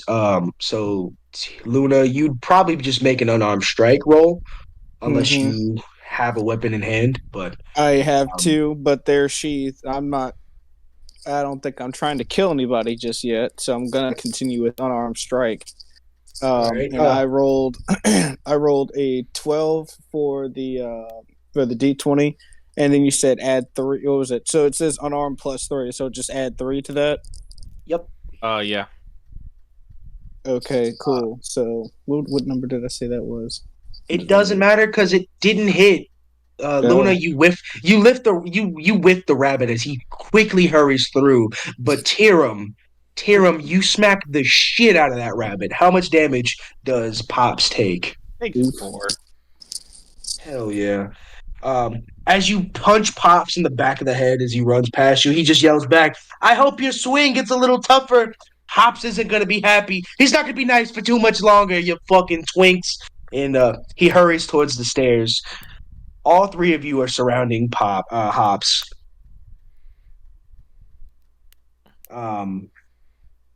And it is now Hops' turn.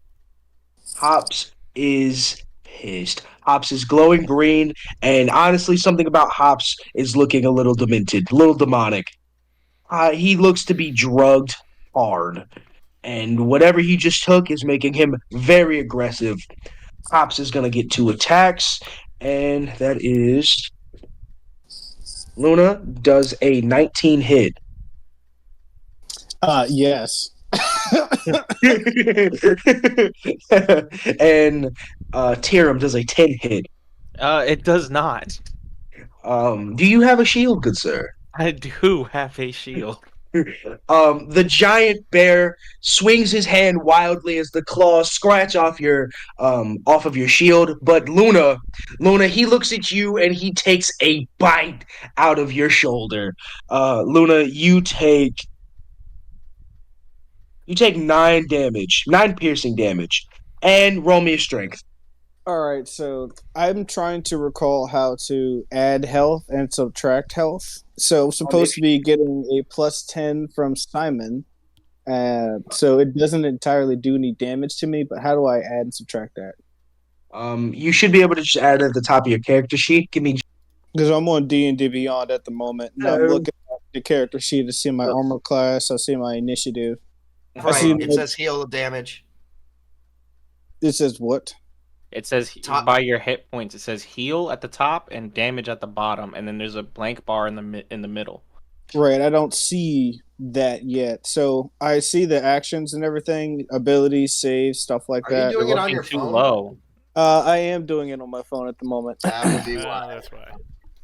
Hold on. Let me pull up the app and see if I can. Characters. Yes. Just press on your hit points. It says hit points, whatever out of whatever. Just tap on that, and then you can get to the screen with your heal and damage. You can also add the temporary HP in that. Yeah. Right. So I would love to do all of that, but again, So you're on your character page. Look at the top right hand corner. It says hit points, and it gives you your score. It says death saves in the top right hand corner. You're dead. How'd you die? So I don't know. All right. I'm not gonna lie. Just give yourself 2 saves, two good, like 2 saves.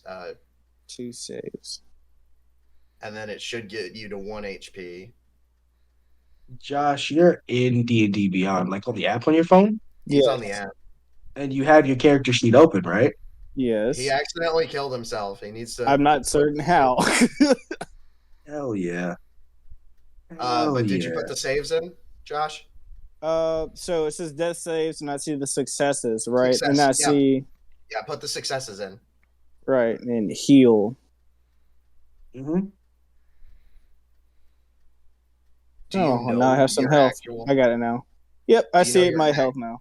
Huh? Okay, cool. Do you know your what it's supposed to be? My health? Yeah. Like your max. Yeah, remember how we set up your health at the beginning where you go to like your character builder and you should go to like class? Yeah. So whatever that is, you can go in there and override it to be just whatever your max HP is. I'm not gonna make you guys roll for HP every level up. I'm just gonna get the max of it. So if I remember correctly, you set it to 84? That didn't sound right. No, 8d4. No. Yeah. Josh, are you on your phone, on your phone or the laptop? I am on my phone. I didn't realize. No, I have what's it called pulled up on. I have Discord pulled up on my laptop at the moment. I didn't realize I was gonna need to pull it up on D&D Beyond up on my laptop too. It's much easier to do it in browser. It is. Okay. But if you're still on your for right now. Yeah, if you're in your phone, at the top you should see the little gear box top left, right next to the little campfire. Mm-hmm. If you click on that and then go to manage character levels, it should bring you to like your character name, your character level, manage XP. That you should be a white sheet with class at the top. Yeah, I'm at 3 right now, but it says my max hit points is 84. So where it says manage HP, it says total possible HP is 84. It says override HP 84. Fixed HP should be 18, something like that. All right, right below that, it says potential values. It says total fixed, total average, and total possible. What is your total possible? Okay, so what I see is maximum hit points 84, fixed HP 18, HP modifier, there's a dash, override HP, there's 84. All right, so if you look right below the override HP, a little bit below that, it should say potential values. Right, potential values. Total fixed value HP is 24. So what is your total possible? It should be the third one down. 30. All right, so that's Jesus fucking Christ. yeah. In your override HP, put 30. That's how much HP you have. And you should add 10 because of the temporary 10 HP that Simon gave. You can add the temp and the actual board. How? It literally says You temp.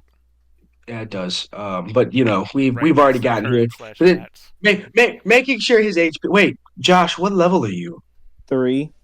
Okay, good. Because if you had 84 HP, I was just say you might be the wrong level right now, but it's fine. Mm-mm. All right. So in the end, you took 9 piercing damage. Roll me a strength save, and that should be on the first page of your character sheet. It says ability I got saves and it. senses. Yeah, Huh? yeah, I saw Got that. you. Okay. All right. Just checking. I rolled a 3.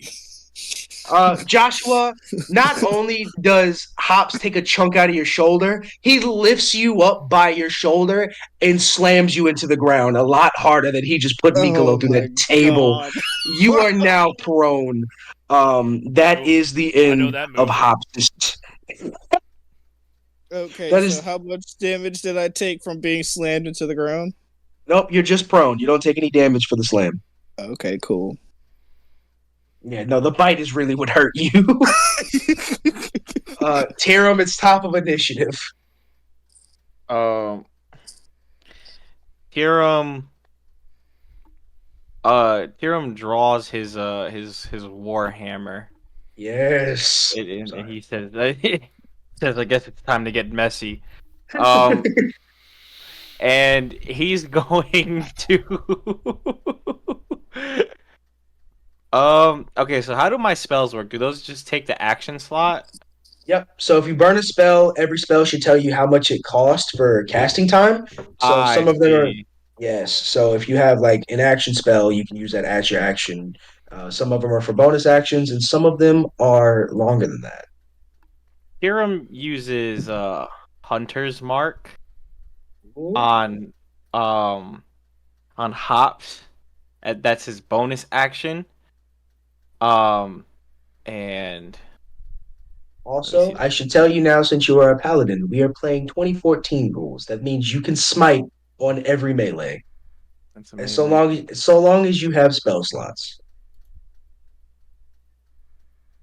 Until the spell ends, you deal an extra 1d6 damage to the target whenever you hit it with a weapon attack, and you have advantage on any wisdom on any wisdom checks you have. Blah, blah, blah. Before the spell ends, you can bonus action, so blah blah blah. And how long does Hunter's Mark last? Um, Visual component duration up to 1 hour. Sweet. Fucking yeah. Hunter's Mark is cast, and Tyrum is going to swing his fucking warhammer You at swing that at warhammer. Hop. Yes. Fucking hell! It does nothing. You 9. you gear up your swing, you put all the oomph as you can, and you just whiff. You don't even get close. The tip of your warhammer brushes the back of his little tail. You Tyr- lose. You get nothing. Let me stop. Tyrum curses. Tyrum curses at himself. That's it. All right, Luna, it's your turn. You are prone.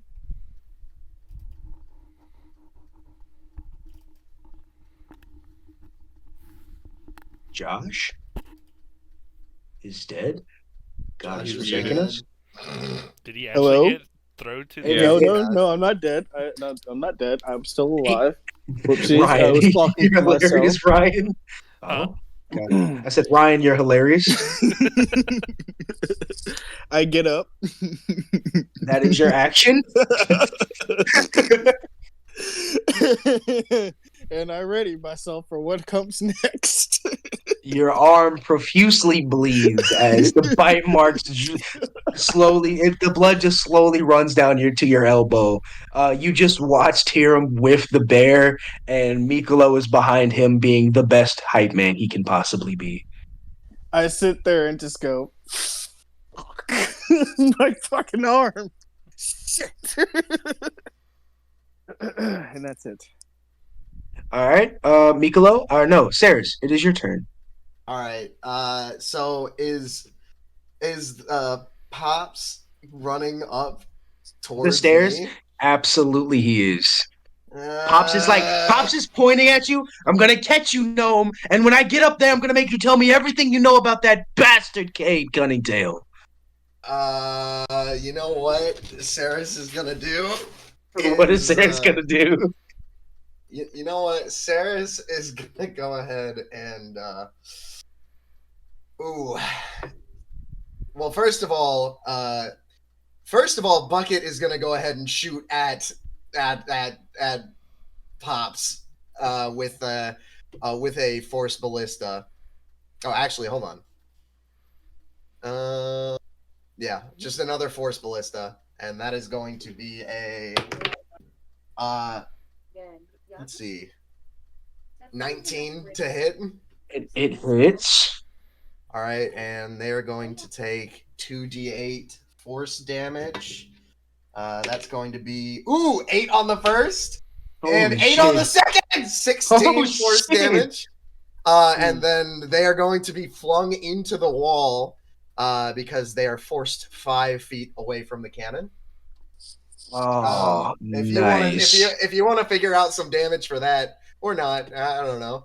I think it would be cool if they like maybe got knocked into the wall and stumbled and went prone. Maybe Maybe. that would be Um, cool. Pops the rabbit is definitely a little concussed. He slows down on the steps as he just got crushed into this wall. His bones ache, and he looks up at you. He stops for a second and he mutters something. Ceres, you're an amazing lip reader. Roll me a perception. This is free. This All is right, for the free lulz. perception. Free perception. All right, what's my perception? That would be a. I'll be using my passive. That would be a 10. You see him voice what appears to be "Why do I always get the hard ones?" But it could also be it also could be interpreted as "I'm gonna kill this little fucker." Ah, I see. Well, in that case, Sarah's kind of like a little bit of fear, like the eyes wide, and then she points her needle at him, again, in which the Eldritch Cannon, with the bell and the hat, goes ahead and fires another force ballista at him. Roll me to hit. That is going to be a. Oh, please. That is a 16 to hit. You hit. Holy shit. That is going to be 4 plus 4, 5, 6 damage, and they get shoved into the wall again. Jesus Christ. Pops Uh, takes a knee. Pop takes a serious knee after you hit him, and he holds his head. Pops is not looking too good. and then Ceres is going to use her action to pull out a pistol and execute him. Fuck. So let's see. That's okay. That's Range. Ceres. Wait. So Ceres's Eldritch cannons get their own actions after you made them. This walking artillery thing is going to be great. That's Oh what my I'm. God. That's what I'm reading. I'm pretty sure that I think that's how. I think I read it the same too. So you should be fine. We'll workshop it, but Yeah, this is I just. need to look into that. Please continue. Because eventually I'll be able to have multiple Eldritch cannons out at the same time, and Ceres pulls out the gat. You know. Kids love candy. Ceres pulls out the gun that she fixed for that one lady. Yeah. Yeah, with the bells on it, and the bells are stuffed with cotton to make it quiet. Ceres never even got that lady's. Oh, all right. Ceres, do you want to tell them about your gun? Yeah. So Ceres was trying to make some money because Ceres needs money, and that we'll get into that later.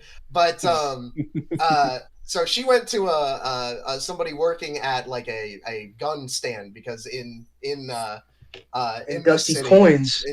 Yeah, they need it's a place for it's like a pirate kind of, it's like Nassau. So it is place of opportunity for anybody. Yeah, exactly. So he got some. Ceres was like, give me some of your give me a broken gun and I'll fix it. You know. and maybe we can be partners. So they fixed a broken gun with their artificing skills, and now they have a pistol.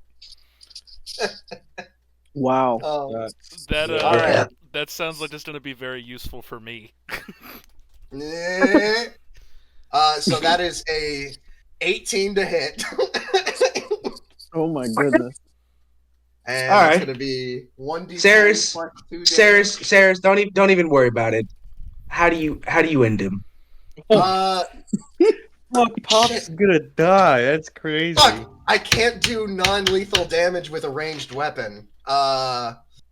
You splatter his fucking brains on the wall. Do you think I can do a mulligan and not shoot him? Okay. Or is all it too late? DM's discretion, I suppose. Yeah. Ceres, where are you aiming on Pops's body?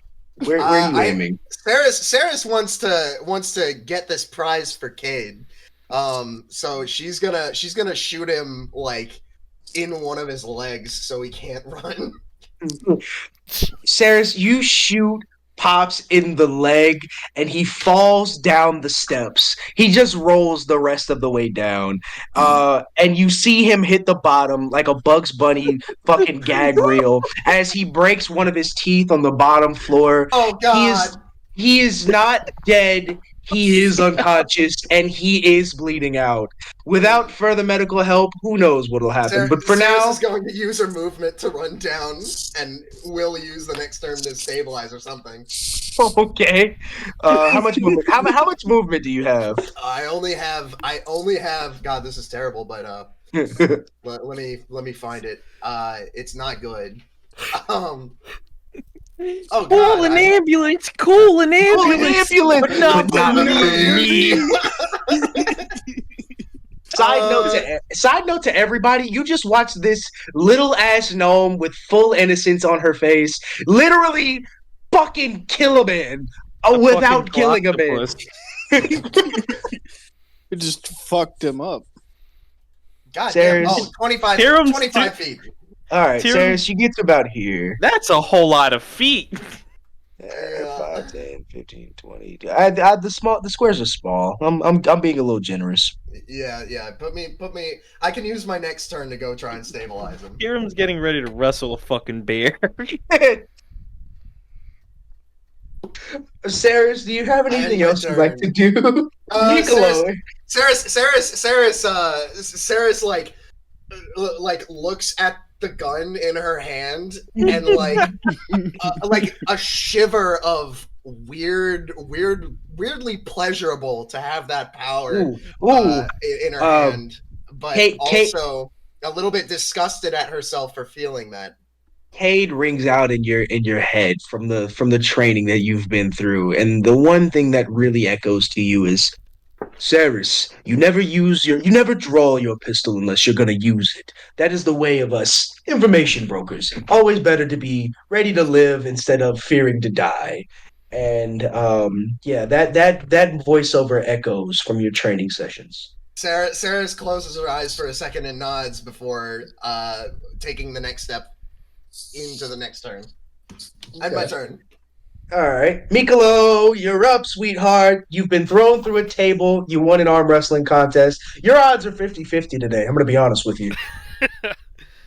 First I looked at the two people who are fighting next to me, and I go, where the fuck did you find this bloodthirsty gnome?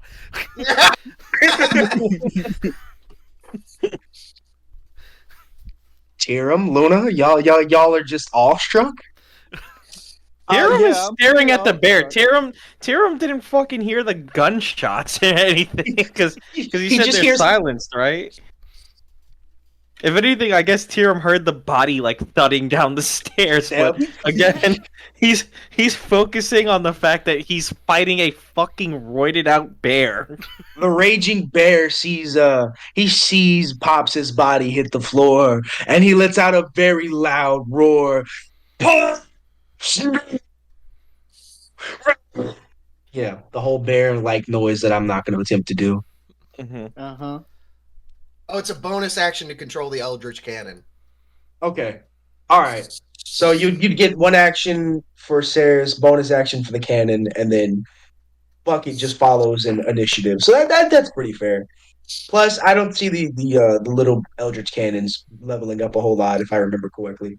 Like No, they're they good don't. now. Yeah, but they're good now. They don't get a whole I could lot. just make more of them. I could just make more of them in the future. Yeah, you could just make more of them. That is an option. More stuff, more shit to kill with. Mikolo, So I'm going to punch the bear with an unarmed strike, smart. I and like it. I rolled a 24, You hit. Congratulations. and 10 damage. Awesome, awesome. You see Hops roar out in pain and agony as he And I just just watched. clock him in the jaw. Oh, oh, Mikolo, you step in and you rock the roided out bear in the face, and he looks at you, and you see murder in his eyes. And then I'm going to use my bonus action with Flurry of Blows, Oh, and that is a 18, it hits. and that's an extra 7 damage. Fuck yeah. So after clocking the bear, and the bear looks at me, I just start wailing as Wailing. many blows as I can on this bear. The steam from your punches stain the bear's rib cage and side. If he didn't have fur, you'd see nothing but bruises and maybe even a fractured rib. But the bear's literal size has imprints still from where you punched him in the fur. Holy shit, that was kind of a lot for one round. And I think that's it for my turn. Um, Pops is gonna go ahead and make his death saving throw. Oh, I thought you just okay. said he was unconscious. He is unconscious, but he is mortally wounded and he is on 0 HP. I'm not gonna kill him outright, but he is gonna make death saves to see if he lives on his own. And from the way things are going, Pops has a gentle memory of being in love with a female hair. Oh He, God. he has a memory of being in love with a female Harrington by the name of Bonnie. And his Oh my last good God. memory was he picked up a small bear cub from out of the woods. It is a beautiful sight of them standing together with Bless the you. newly acquired cub. That is one soul. That is one roll for death. He's his life is flashing before his Before eyes. his eyes, yes. Pops, however, is fucking pissed at everything that is happening. He just wanted to find Ceres and ask questions, but now not only is his ally going down, but all of you have taken some sort of damage except for Tyrum, I think. Mm-hmm. And I've taken Ceres, damage? you see. You got thrown through the table. Did he hit you? I can't remember. Did you haven't taken any damage yet? You didn't say you took any damage from me. All right. So then it's just Josh that took damage, but that's enough. The smell of blood hits yeah, the smell of blood hits Hops's nose as you see stronger. He actually swells up a little bit and he's going to take all of his attacks now that he's in berserker mode. He's going to get he gets 3 attacks. It's one bite, two with his claws. Joshua, he's going to make another bite attack on you. Oh God. Yeah, that is 4 plus 9. 13 to hit. It hits. Joshua, you take another vicious 12 piercing damage as he goes to slam you back into the ground. Roll me another string. Oh God. I don't know if Josh's character is strong enough. Hold on a minute. I gotta add my stuff to it. 18. Ceres, Ooh, Ceres ooh. definitely has her doubts now. Josh, Josh, the bear picks you up off of the ground. You can feel the other shoulder pulsating as his teeth sink in. But as he goes to slam you down, you manage to stop yourself before hitting the ground. You are now wedged between a raging grizzly bear and the floor, but you are not prone. You are hurt. How much damage did I take from being bitten? 12 12. piercing. Yeah. And Tyrum, the bear is going to release Josh's shoulder, and he's going to make both claw attacks on you. That is a natural 1 and an 18. Nope to both of those. Jesus fucking Christ. The bear flails. One of the paws gets stuck in the wall right there to his left, right in that like railing area. And the other claw just fucking whiffs off the shield. You've got more scratches on your armor now. They're a lot bigger than the cat's claw marks, you know? Mm-hmm. Uh, Tyrum is going to fucking try to swing his hammer right at that rib section that Michaelo targeted. Yeah. Yeah. Roll That is me to a hit. nat 20. You're gonna hit. So that's um that is he takes 8 damage. You can burn a spell slot, get the smite on it.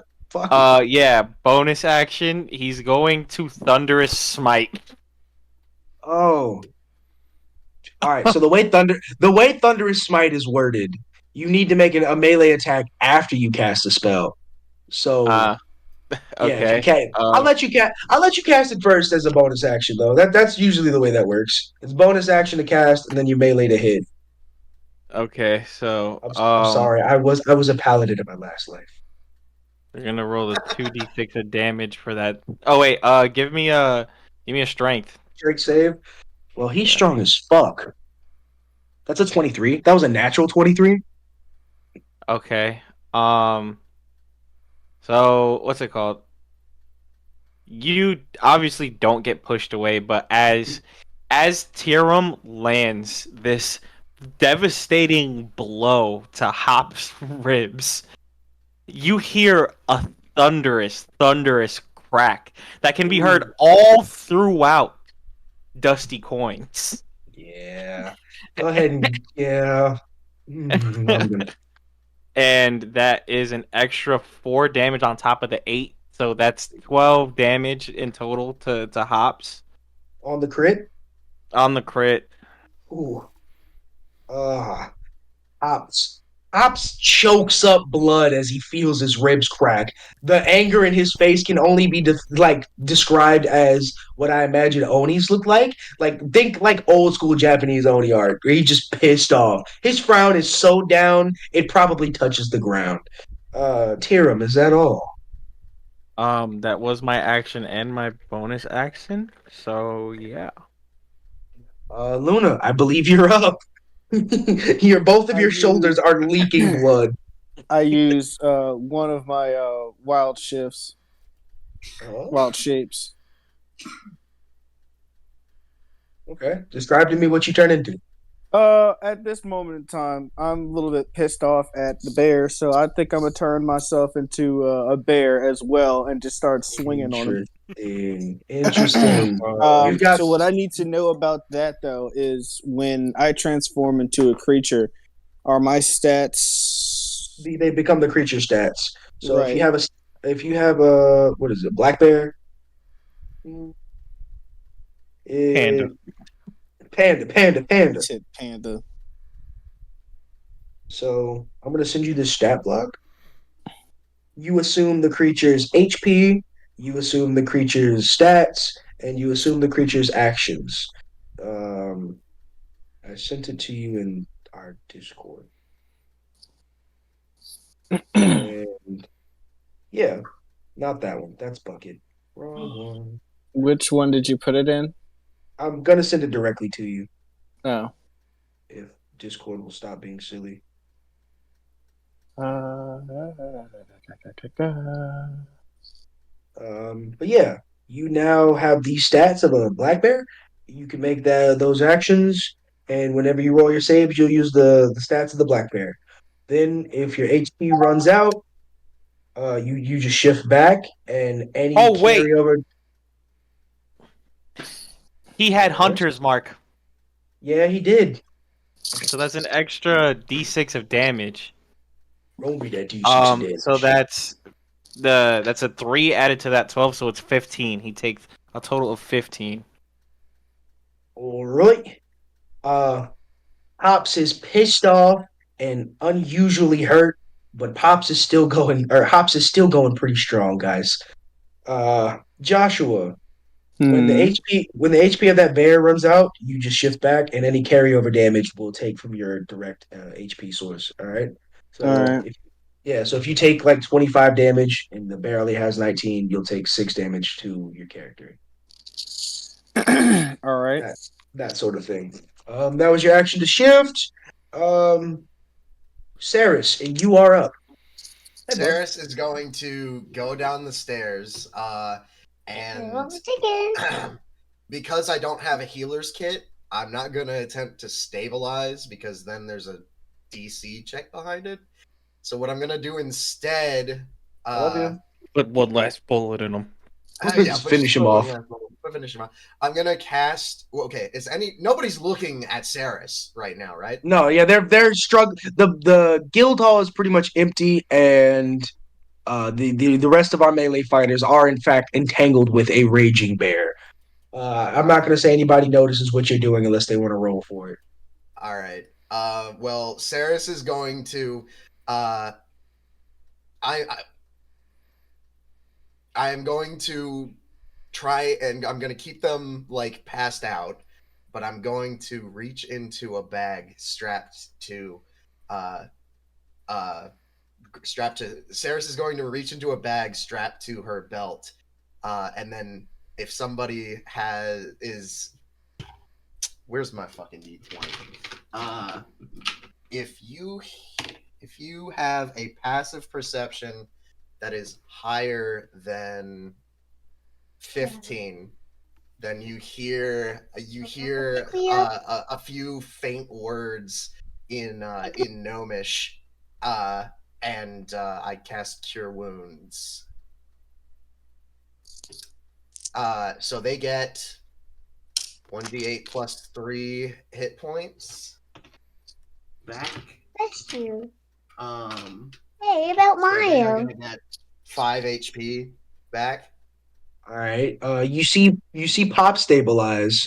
He's still unconscious, and the wound in his leg is still bleeding pretty profusely, but it doesn't seem to be as like leaking as badly as before, and it seems to be like kind of clotting up a little bit. Well, His breathing is faint though. okay. With my bonus action, possibly if Daddy DM allows it, I will use my 50 feet of hempen rope to try and tie Tourniquet? up his. You're gonna try to try tourniquet and his leg. not tourniquet his leg. I'm gonna try and tie him up so he doesn't wake up and go anywhere. Because if he takes damage while he's unconscious, but he has HP, he's probably gonna wake up.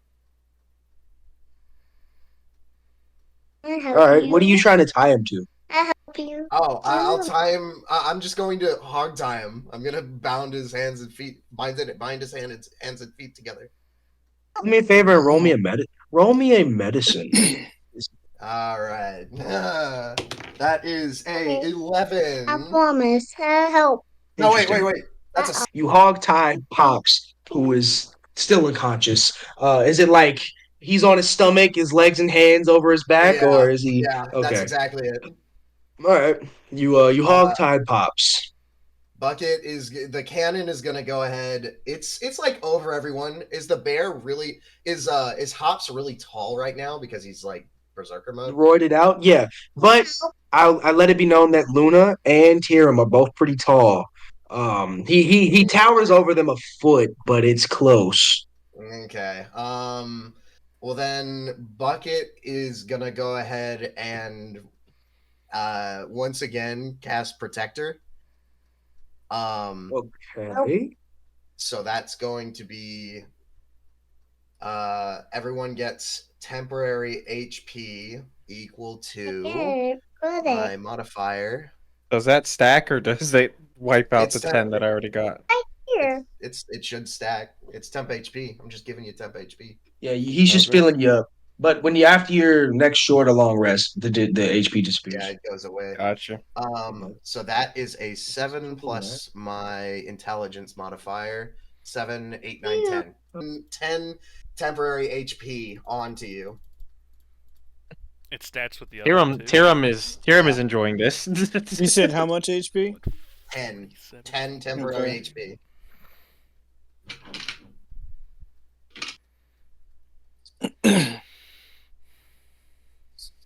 And Ceres ends their turn. All right, everybody. I think that is Michaelo next, right? Yes.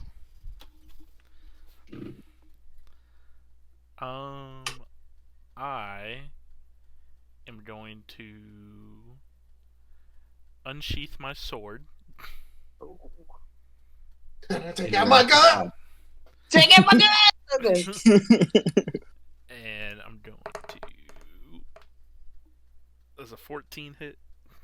Does not. Oh, damn. Then I'm going to sheath my sword again. Oh, That- okay. And I'm going to use my bonus action for unarmed strike. Okay. Roll me to hit. Does a 10 hit? It does not. Okay, so I just don't do anything. Michaelo, you pull your sword out and fucking Hops just kind of smacks it with his paw, and you instantly put it away because that felt really silly in the face of this angry bear. So what do? You load up and you go to hit him again. It does nothing.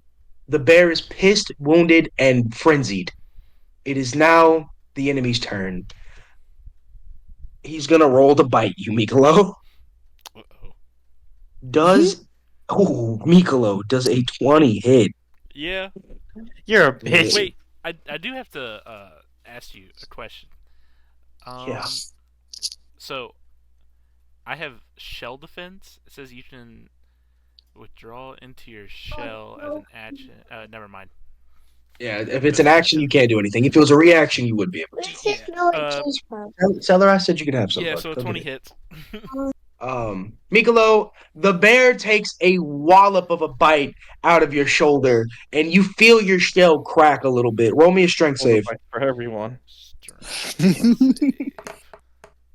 He's trying to pull you out of that shell to make you lunch. I'm going to be honest. 10. Yeah, no. You are now knocked prone as he slams you back into the remains of the table. And he's going to make both claw attacks on you because you keep fucking punching him. That is a 19 to hit Yep. and a 12 plus 9. That's a 21 to hit. Yeah, both of those hit.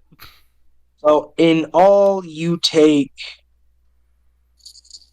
19 damage total, and you are knocked prone. Ah. Nice. Yeah, he put you right back in that table puddle that he created with you the first time. That is the end of his turn. I kind of mutter under my Top. breath, not this shit again.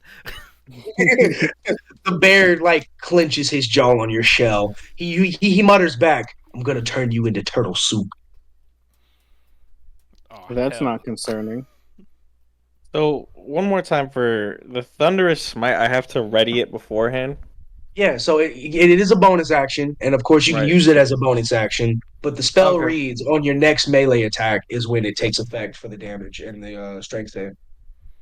Sweet. Um, Tyrum watching this turtle get fucking flung like a true toy, and then watching Luna get flung like a true toy. toy. He's gonna ready another thunderous smite. Yeah. And he's gonna swing his fucking warhammer. Roll me to hit. It's not gonna do anything this time. Also, if you miss on an attack, your smites do just get used up. I gotcha. Yeah. I definitely missed. Hiram, you see Hobbs's eyes shift to you for just a second. You missed, and you can see he's pissed as he chews into Michelo's shoulder. But he's not focused on you. But you know that is him warning you. Okay. I shouldn't have done that dumb shit. Okay, whatever. I mean, I've got nothing else. I use my bonus and my. Luna. Yes. It is your So turn. I do got a question, right? I have the 3 spell slots, right? Alright, Those so are those are just saying like I can use those 3 spells, or I can only use like these spells up to like the 1, 2, 3, and then that's it. yeah, so you cast a spell per spell slot. It's up to the 1, 2, 3, and after you cast 3 spells, those spell slots are burned, and you can't use them again until after a long rest. Fuck me. All right, there goes that strategy. All right, yeah. And also, when you use smites, they also burn spell slots. So if you were to hit and then say, "All right, I activate my smite," you Yeah, burn the spell slot. I was already clocking Okay, that. cool. Yeah, Luna, and it's your turn, Bug. So I'm still You trying to gotta figure wrestle. out You gotta wrestle the in my bear. head, I'm going to bite the bear in retaliation for him biting me. I But respect I'm it. Roll trying me to hit it. to. Okay, well, Yeah. So you see where it says melee weapon attack. yeah, So next to it, it says +4. right. Says that to hit is what you add. So when you roll, add You 4 know. to it. You Oh sounded well, confused. Yeah. so I rolled an 18 plus 4 would be Okay, 22. 22. Right. So you got a 22 to hit. All right, 22 to hit. Then it says, for the bite, it would be 1d6 plus 2. Yep. So you got to Hit roll 5. 1d6. Yeah. So the hit 5 is just an approximation. That first 5 is just like the average. But that 1d6 +2 is what you would roll if you want to use something different. All Like, right, well, actually roll it yourself. I rolled a 4. All right. So 4 + 2 is 6. He takes 6 damage. Nice. I bite him and I give him a little bit of a tug and then I Give him a spit little on him. nibble. Oh, okay. All right. Piss the bear off. I like it. All right. I mean, he's bit both of my shoulders. I'm mad. He's also currently mauling somebody else. You just nibbled at his back leg, and he's gonna like. All right. Is there anything else you'd like to do, Luna? Shoot. He's got. So I'm trying to see. I'm looking at the character sheet right now, and I'm trying to tell if he only has one action or if he has an action and a bonus action. Because I think the transformations have a You have bonus an action. action and a bonus action.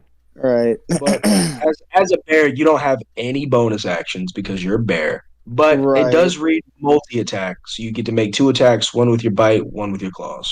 Okay, then I'll use my claws to do that again. So that one is weapon attack, roll 20, and then what? Ooh.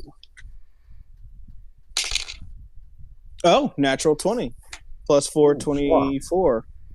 Can you And then can you just roll me? Can you just roll me damage real quick? roll your damage 2d4 plus 2.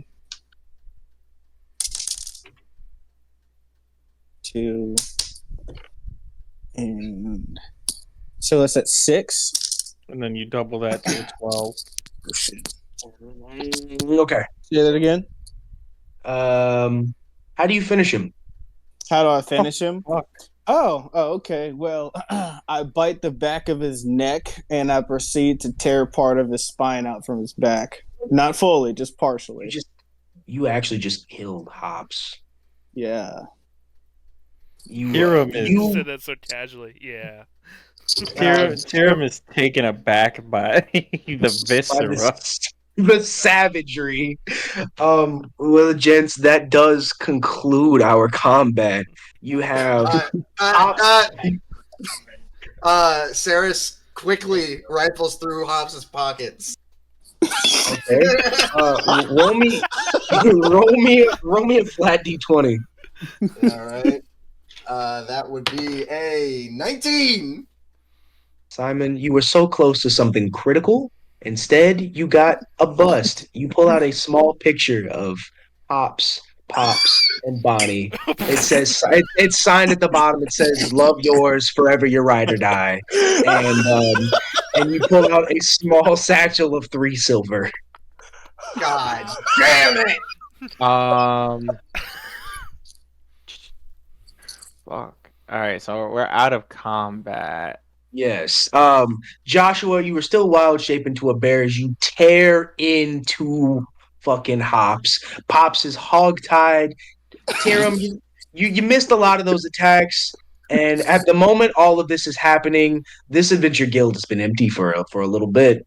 Um, guess Think what happens, Ceres is guys? regretting me now. Hey! Can Tirum cast Divine Sense? Sure. Read me the wording for divine sense. Uh, we are out of combat, but it is an action. You can detect good and evil until the end of your next turn. You can sense anything affected by the hollow spell or know the location of any celestial fiend. And never mind, I don't want to use it. Are you sure? There's no point, I don't think. I mean, How you are in fucking this. let me just use it. Just Uh, one. do what you want. All right, I'm here for the good Uh, time.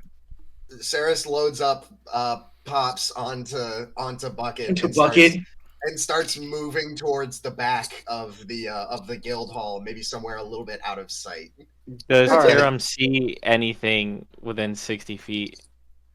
I'm gonna be honest with you, Tarum. This is No. this is Los Angeles. This is the city of evil.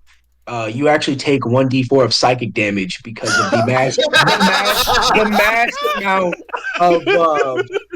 of evil that is presented around you within 60 feet. But more importantly than that, you feel one coming in very quickly as the doors kick open, and in walks none other than Kade Kunningtale. Ceres, I where you? And then sense I sense yes. a fiend. No. You said fiend, celestial, or anything No. affected by the Hallow spell. Yeah. Yeah. That's one of them. Oh, I thought he was calling you a fiend. Maybe I might be a fiend. I might be a celestial. Who knows? I doubt that, but okay. You don't know. You don't know his life.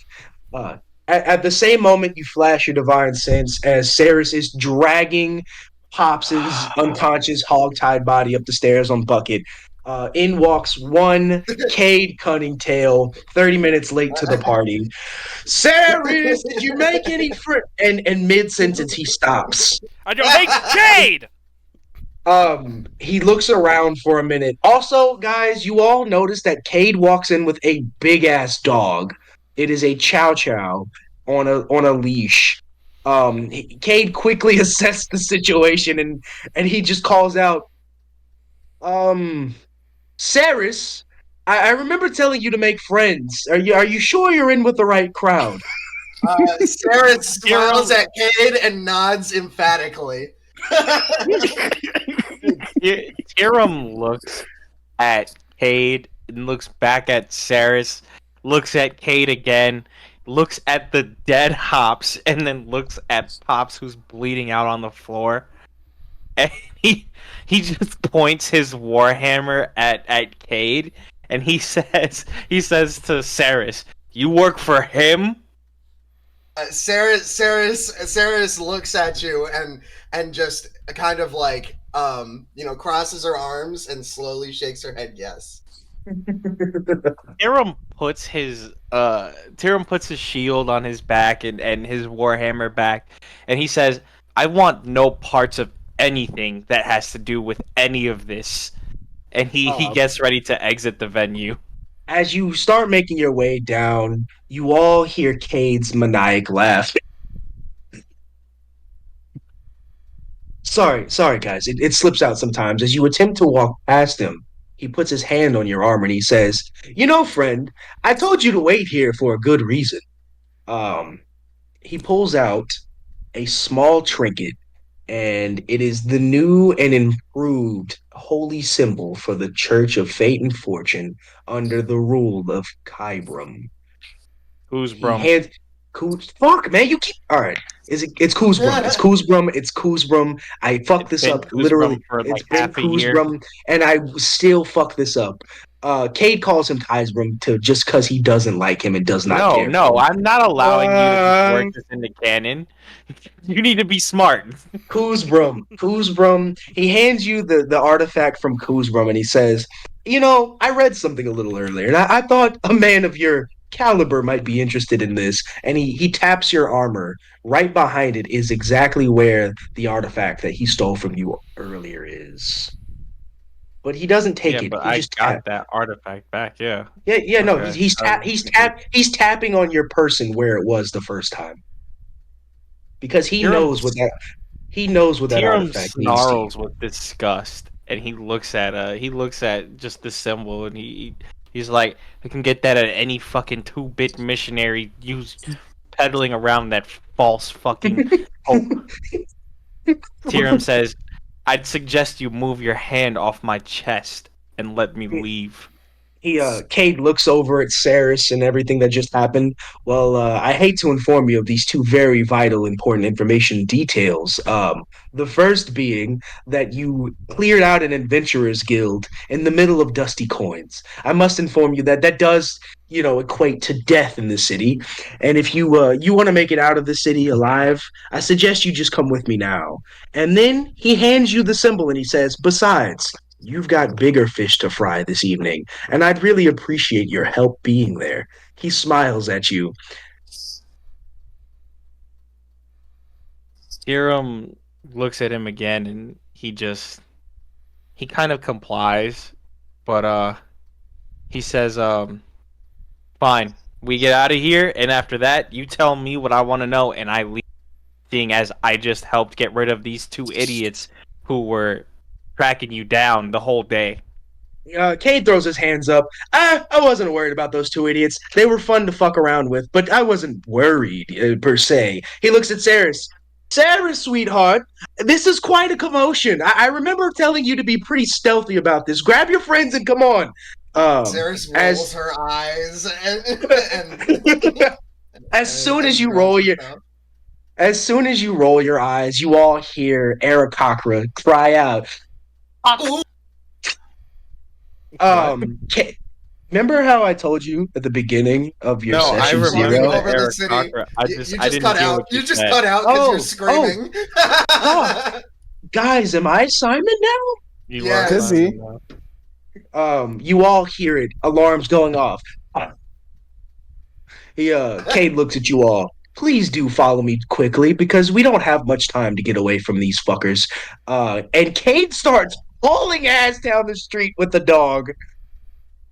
Ceres hops on Bucket and with what's his name on there, pops on there What, and Pops on books there? it. Yeah. Tyrum places He his helmet on his head to conceal his identity and just starts Oh, to and puts up the follow. hood. Yeah, yes. And Tyrum begins to follow Cade. Raito Luna. grabs Luna by Luna grabs Raito by the scruff of his neck and just starts to walk with him in bear form. That's adorable. You hear Cade call. You hear Cade call out. "You might want to put some motion in the motions if you don't want to get shot down in the street like a bear." He points back at Hops's dead body. Michaelo puts his hood up and goes, These guys better know where the bootstrap gang leader is, I swear to God," and starts running. All of you quickly make haste down the city streets into the crowd as you all look back and see swarms of Arakaka gunmen fly into the Adventurers Guild. They look around for a moment and then they look out into the crowd and take off. All of you have pretty much concealed yourselves. None of you have been ID'd, and more than that, none of you are going to be easy to recognize unless somebody was staring you down in the face because this is such a fucking bunch of people. Um, um, and you all follow Cade and the dog into a what appears to be abandoned shack. He opens the door quietly, and you see him pull a lever behind a bookshelf, and a small door opens up as you follow him through this abandoned house into what appears to be a small basement. Uh, he pokes at the floating crystal in the room and it lights up. It's dim, but it's good enough for what you need. You are all now in what appears to be an old bunker. It's no bigger than like 4 feet by 4 feet. It's pretty crowded. Josh, are you still a bear? I am still a bear. You fucking Cade looks at you. You fucking stink. I can smell your breath from over here, and I'd really appreciate it if you cut that shit the fuck out. Um, he looks down at Raitu. Hey, little friend again. It's good to see you. Raitu lets off a little, and then hops on Tirum's shoulder. It attempts to climb Tirum. I dismiss my wild shape. Um, Cade looks around at everybody in this room. Ceres, you did a wonderful job making friends. He leans in. I met them all first. He looks back at everybody. Sarah stomps her feet on the ground and kind of, It's a, and then she plucks one of Cade's hairs out. You little half pint. He growls, but he looks at you. You didn't. Tyrum giggles. You did a good job. Take the compliment. And he looks out at the crowd of people. You know, fate has a funny way of bringing people together. And he looks at you all. And I'd like to hire you. How about it? He slams 100 gold pieces in a satchel on the table. Now there's one satchel of gold for all of you. And he throws his shoulders back and he puts his hands behind his head. And of course, I'm a businessman. And for my friends, I'm willing to make business happen. He looks at you specifically, Tyrum, and he says, and I'm pretty sure I'll have a better time finding what you're looking for than you. Michaelo raises his hand. Uh, Cade looks at you and ignores you. Not yet. He looks back at Tyrum. Tyrum looks at Kate. I don't think I catch your drift. He says, "Well, let me spell it out for you then. His name starts with a K, and I know you're looking for him." Tyrum cocks his head a little, and he kind of like stares at Cade, and he says, "And how does helping you get me to him?"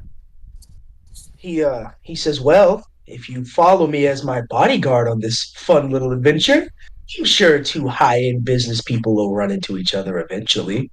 Besides, you can trust me. I know everything about everything." He taps Ceres on the shoulder. Back me up here. Back me up here. Sarah looks at him and then like very, very, very badly like just nods her head and like eyes wide, like kind of like weird smile, half smile, like little scrunched up face, like yeah. Tira, roll me an insight. Oh man, Ooh, that's not that good for you. is a 10 on insight. I'm gonna be honest. It looks like Cade's lying. It looks like Cade is lying through his teeth. Um, he's been shady every time you met him, and now even though Sarah is Tyrum snarls again, and he looks at Cade, Right here in and he the looks room. back at Ceres. He says, "You two have only caused me trouble, and it's apparent that I'm wasting my time. all right, I have bigger Cade, fish to fry, like you said." And he turns Cade, around. Cade throws his hands up. All right. Negotiations have fallen through. Tell you what, sit around and listen to this. Your boy Kuzbrum is gonna be in Yeah. town tonight. Kuzbrum will be here tonight, but I need you to be option B instead of option A. Get out What of does here. that even mean? It means you need a little bit of trust for this to go smoothly. Otherwise, you're gonna get us all killed. I didn't want to tell you he's gonna be here, but you've twisted my arm. He's gonna be here tonight, but we need him for personal reasons. So Michaelo if you will starts agree, waving his hand like he really wants to get pipped on right now. Cade looks back at you waving your hand, and he just not yet. And he looks back at Tyrum. He puts one finger up at you, Michaelo. Not yet. You wait your turn. He goes back to Tyrum.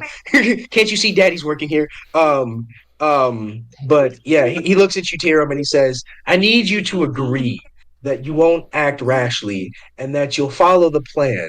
If you can agree to my terms, I'll get you your conditions. Hiram Nope.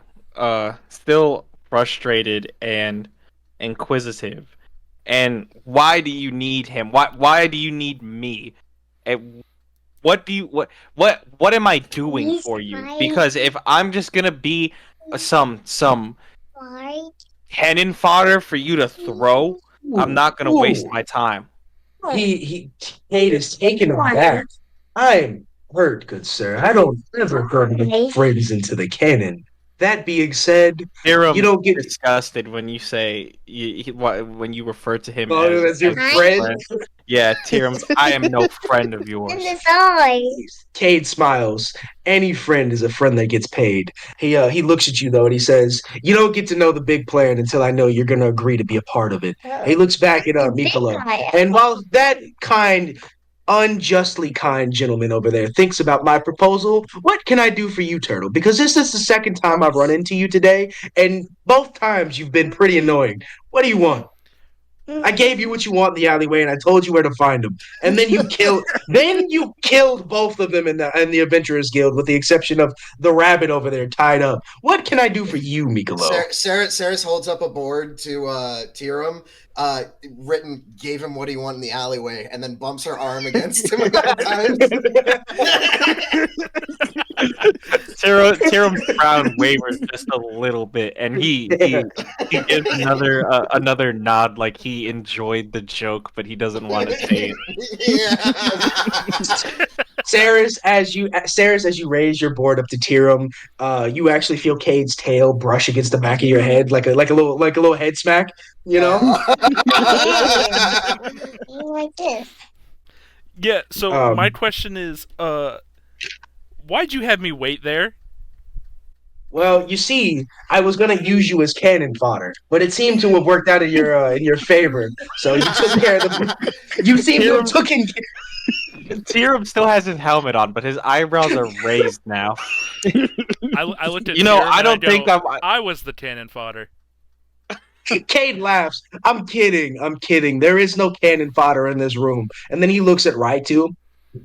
Not yet, anyways. He looks back at you, Mikalo, and he says, I needed you there because you have an inquisitive personality. You're looking for Luna who I'm busts looking in for. the middle and goes, "The fuck was that look?" Cade looks at you, Luna. Quiet, hush. Quiet, hush, puppy. Nobody's talking to you. He looks back at Mikalo. Um um yeah. You have an inquisitive soul, and I think I could use one more bodyguard. So, figured I'd see how that turned out. And it turned into killing a man. So I'm not really sure what I'm Okay, gonna do with you. He kinda like pokes you in the chest. about the killing the man, that was the guy next to me. The rabbit, you have a bloodthirsty gnome on you. She's right there. Ceres? Bloodthirsty? Ceres wouldn't hurt a fly if you didn't Ceres provoke puts her her. hands behind her back and like rocks back and forth on her feet, and then like gives you this innocent smile. One of her sickles falls out of her pockets, out of her straps. She picks it back up and puts it in. Oh my god. So what's the job? I guess is my question. Cade finally leans in and he puts both elbows on the table, and I'm so glad somebody asked. He looks at Tyrum. He says nothing, but he looks at Tyrum. Tiram Anyway, I need you three, points at Mikalo, Luna, and Tyrum. I need you three to be my escape plan. Option B. Then I'd like to hire you to find some ingredients. I'm gonna make a real good soup, and I need help getting these really rare cooking ingredients. You can see his shit-eating grin and his toothy smile might get really big. And I would just appreciate having some well-rounded individuals like yourself sticking along with me. Besides, I know a little bit more about this than all of you, and I'm pretty sure I can get any of you what you want. So let's just team up for now. Luna Tiram asks crosses the his question. arms. Oh, go ahead. Go ahead. I'm gonna ask the question. You want to hire us Uh, for Cade, soup? Cade cuts in. I wanted to hire them for soup. You, my friend, you need me more than I need you because you smell interesting. And I must be honest, if you're on your own, you and that cat are gonna die. Interesting. What makes you say that? He uh he looks at you and crosses his arms. You seen any cults lately? Hmm. Potentially. He Tyrum, laughs. Tyrum leans back on the wall with his arms crossed. I mean, you might as well take the job because you still owe me a new greave for my armor. Ceres Yeah, walks fuck over. you. It's not my Ceres, fault the cat was with you. Ceres walks over to you, Tyrum, and casts mending on your armor. She taps it a couple times with her sewing needle, and then she pushes the needle all the way through it straight down. It seems to have gone all the way out the bottom through the bottom of your arm, and she laces it up real quick, and then it's mended. It's brand new. It's shiny. Tyrum is quite impressed, and he says, "My thanks, Ceres." She writes on the board, "Stay for the job?" Question mark. Tyrum reads the board and he says, "Wow, having fresh armor is always a blessing. This job is far too general, even if you think you're promising me something that I want. And I need to know more details before I jump into this mission with a bunch of hooligans led by a cackling hyena who can't tell me anything straight." He said, well, you see, friend, the way information works is only those who need to know get to know. So I need to know if you're going to agree. You say yes, I'll tell you everything your little heart desires. Michaelo raises his hand again. He says, not now, Daddy's working. He hushes you with the finger. Tyrum rolls his eyes and he starts weighing the pros and cons in his head. And A lot of gold! Exclamation point! Like, Tyrum thinks back to the times before the great change happened, and I like that. he kind of looks to the sky for a second, almost like he's consulting Hydros and Okay. and where his fate should lie. In the same moment, Cade Mhm. looks up at the ceiling. Not to be that guy, but I don't think you're gonna find any answers on the first floor. It was pretty abandoned up there. He looks back at Migalo, and what is your question, friend? What can So I I do got for two you? questions. One, Yeah. is this job gonna get me closer to the Bootstrap gang leader? Anything's possible. Is that what you'd like? He takes his gold off the table because if that's all you need, we can definitely work something out. I have another question after the second question.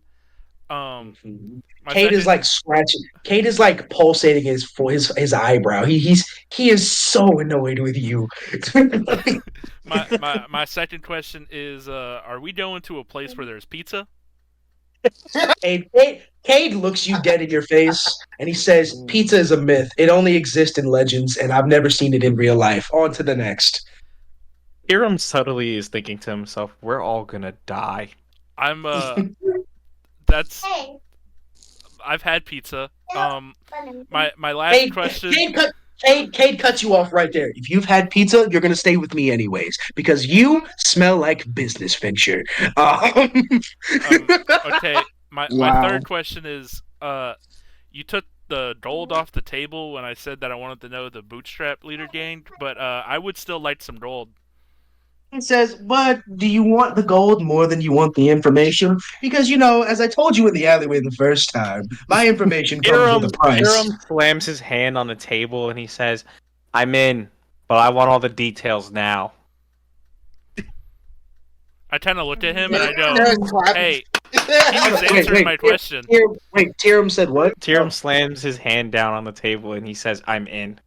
So Tyrum, what did I miss before getting off? You said he accepts the job, but he wants something up front.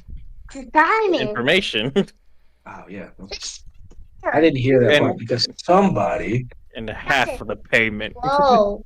Interesting. Half up front, half after. That's how the job gets done. Interesting. Interesting. So, honest opinions. How is everybody feeling so far? I feel like I've talked over a couple people a couple times, and I apologize. I'm just excited because I'm autistic, but That's gonna um, happen. You gotta do that because you're the DM. You know, Feels- you're whatever you're saying is going to. It's got to be priority. Feels But- harsh coming off of a plus 13 He's both in this to everything. and not getting more than one attack. yeah. Oh God. Honestly, I didn't know where to put Hops's HP, and I'm a little sad that he died. I'm gonna be honest. Yeah, I thought Josh was gonna read the room Simon's thing, and then Josh No. decided that he was going Josh fucking mauled him. But you He's know a what? savage. I respect He's a it savage. because Even true. now I know Pops is going to come back, and it's going to be bad. It's Well, not- as of right now, Pops is hogtied in the corner of this room unconscious. I don't know. Yeah. Oh, Josh, you're back. I just have a feeling. No, he's not back. He's still muted. Oh, I thought I saw his box move, the motherfucker. No, he muted his hearing and he muted his microphone, so he can't hear us either. Ah! Yeah, you better get here quick. Josh is sleeping. He's just out cold. Josh is What like are you beating his. talking about? I was talking There about how he you is. have a crippling addiction to porn. Your mom. Oh yeah. Oh I yeah, do not. maybe you do. Anyway, we're getting back into it. Just So you ready? All right, gentlemen. So Josh. Cade throws that out there, I and would know. Tyrum just agreed for information. Michaelo, you were saying something too, I think, right? Yeah, I was gonna look at him and go, "Hey, he was answering my question. Can he finish before you do your whole lore thing going on over here?" Cade starts laughing. You're a little annoying, but at least you're funny. He looks at you. Listen, the information you want for the gang is within my possession, and I can, in fact, get it to you. He looks at you, Tyrum. Both of you. I know what you want, but the way this is going to work is that you guys are my team, and I would like to know that you guys have my back. He throws his hands up, and in full sincerity, I'm not a double crosser to those that follow, but I don't stand firmly on those that give me aggression. I don't have a lot of enemies, except for Loretta, and Nah. yeah. So I do have another Like question. a house. You like People a who house. double Nice. cross don't usually say that they don't double cross. I like Yeah, to and make my also you have intention plenty known. of enemies. It's What do honestly you know about my enemies? well. The fact is, we fought two. They're part of a gang who hates you, and you have Loretta. So that's like at least 20. I'd like you, turtle person. Cade points at the dog. Hops and Pops were looking for him. He points at Michaelo. Hops and Pops are part of the gang that you don't like. He Yeah. points at you, Tyrum, and he says that dog has something to do with your fucking night. So tell me again how this is my fault? You put yourself in all of these situations. So- Somebody's He- nosy. I'm He starting shrugs. to think Yeah. I'm getting manipulated, but I'll do He it. shrugged. I know you're playing me, but it's Tyrum, okay. Anyway, Tyrum goes again. What is the job? he laughs. So this is how this is gonna work. I would like to put you all through a bit of a test run. All I need is for you three to be my escape plan while me and Ceras talk to some people. And if you can promise you'll do what I say to get us out of there, I'm sure we'll have no qualms on the upcoming missions for my ingredients for this soup. He looks at you. Terms and conditions, however. You get 100 gold per ingredient reclaimed. This bodyguarding job, per se, is what I'd like to call a test run. A see if the wares are worth the price. Um, and he looks at you, Tyrum. So I need to make sure you won't act rashly in strong, stimulating situations. So, say you'll agree to this team up, or since you've agreed to my team up, I should say, you three are gonna be my escape route. He hands each of you two smoke bombs. The way this will work, me and Ceras are gonna go say hi to some people. We're gonna talk, and when things inevitably go south, I expect you will throw those for my life. You throw those, me and Ceres escape, everybody gets the fuck out of Bestie Class. Can Hey. Tyrum Start to inspect these smoke bombs to see if they're actually smoke bombs? absolutely Dad, roll me an is- investigation. Yeah. That is take that. a 9. These look like pretty well crafted materials. You're not really sure what's in them, but all things considered, they're put together really well. I'm looking directly at him, like seeing if he's gonna tell us what it is. Michaelo is just hyper focused on Tyrum.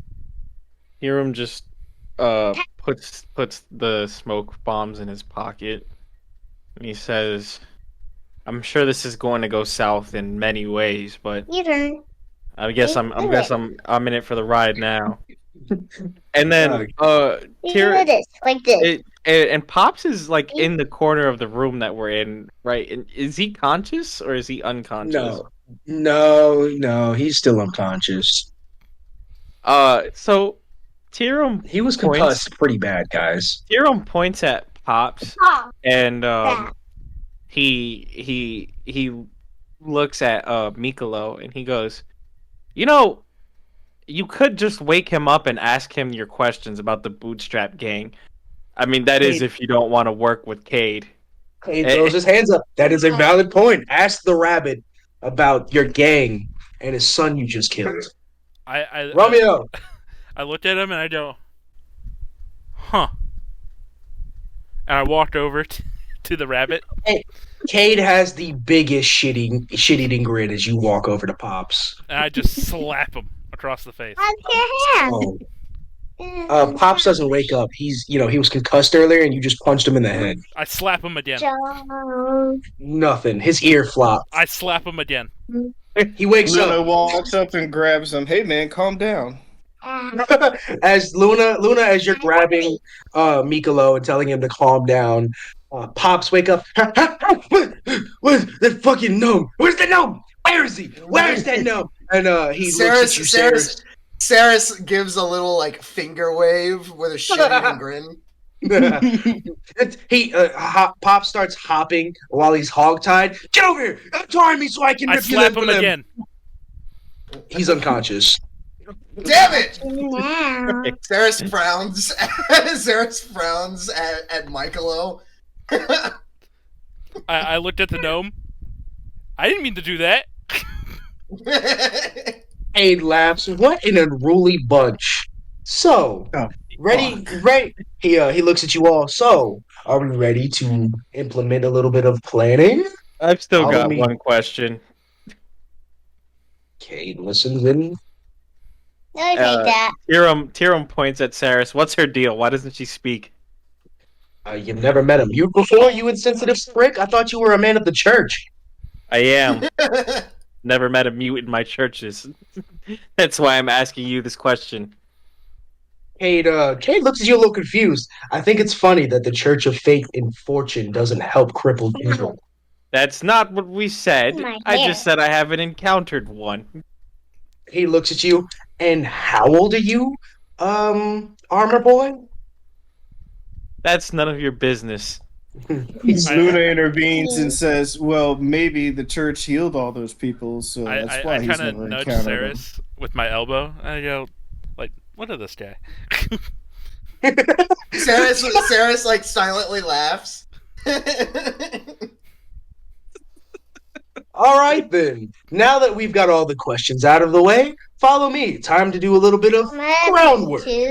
Kade begins marching up the stairs, and you all notice him pull. He taps his pocket. All right, Paste, give it to me.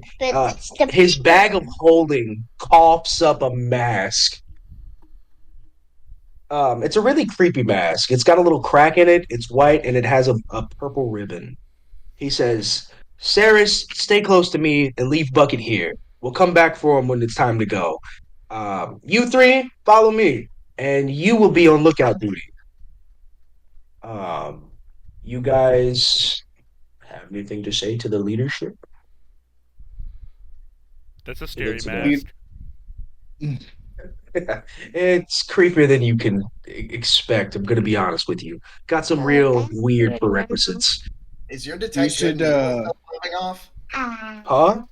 Is Jay's protect good and evil still popping off? My No, that was a detect- divine sense. Yeah, divine. Yeah, it was just Yeah. divine. He's sense. funny. Yeah, that was just a flash in the moment. Ah, Um, so team, as you follow Kate in the streets, um, the day is starting to get darker, not because the sun is going down, but because for the first time in every 5 years or so, the city allows rain. Y'all are in the middle of a desert that has an ever raging sandstorm during the day. This place doesn't get a whole lot of water, but it does sit on a massive oasis. And so part of that is once every 5 years, they get all their wizards together to, restock the city for natural water. Clouds begin bubbling in the top of the dome. You hear thunder in the distance. It went from being 105 degrees hot outside to a crisp 92 and shaded. It hasn't started raining yet, but the forecast is saying there's going to be some rain in the future. You all follow Cade through the streets as he walks this dog in front. None of you asked about him, but Cade starts like playing with the dog. He pets Max in the head, and you guys continue walking along. I Iram don't. is inspecting the dog to see if this is something that he Like recognizes. this. Mm, roll me an investigation. Michaelo, roll me an investigation too. Actually, Okay, all right. Like Zero. this. Raito I got a 5. approaches the dog. And that. Raito starts.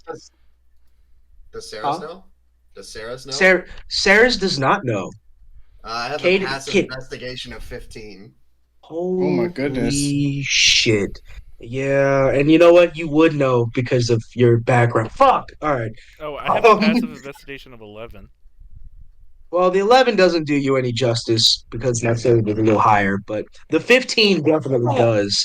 And You can mess As- with me. Got it. hey, What yo, about a passive investigation of 12? no? Damn. Sarah's hit the head.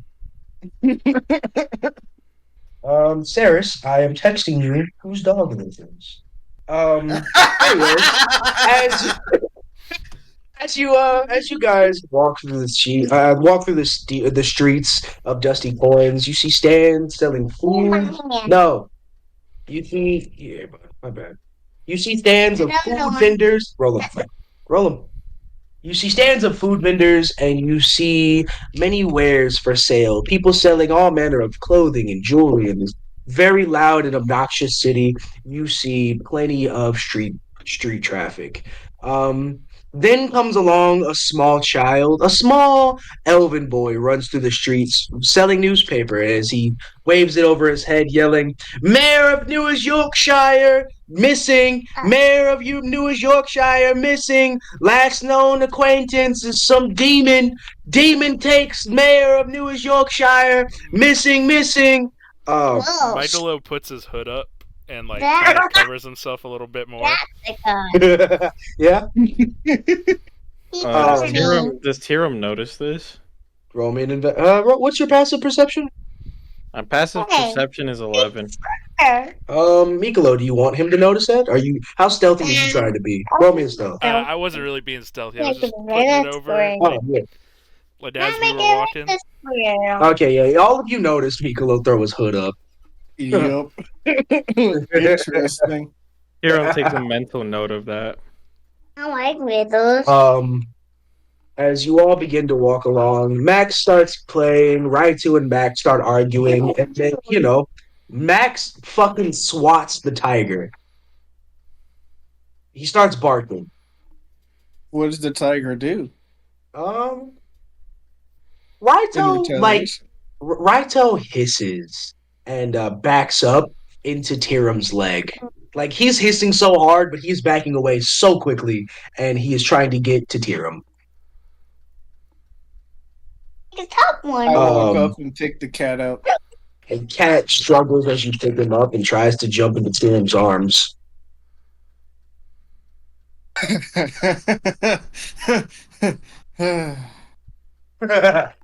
Bucket watches. Bucket kind of bumps into Max, and Max and Bucket start playing. Like Max is so excited all this, like tongue out. This giant Chow Chow is like wagging and vibrating at full golden retriever levels. This giant Chow Chow is loving Bucket.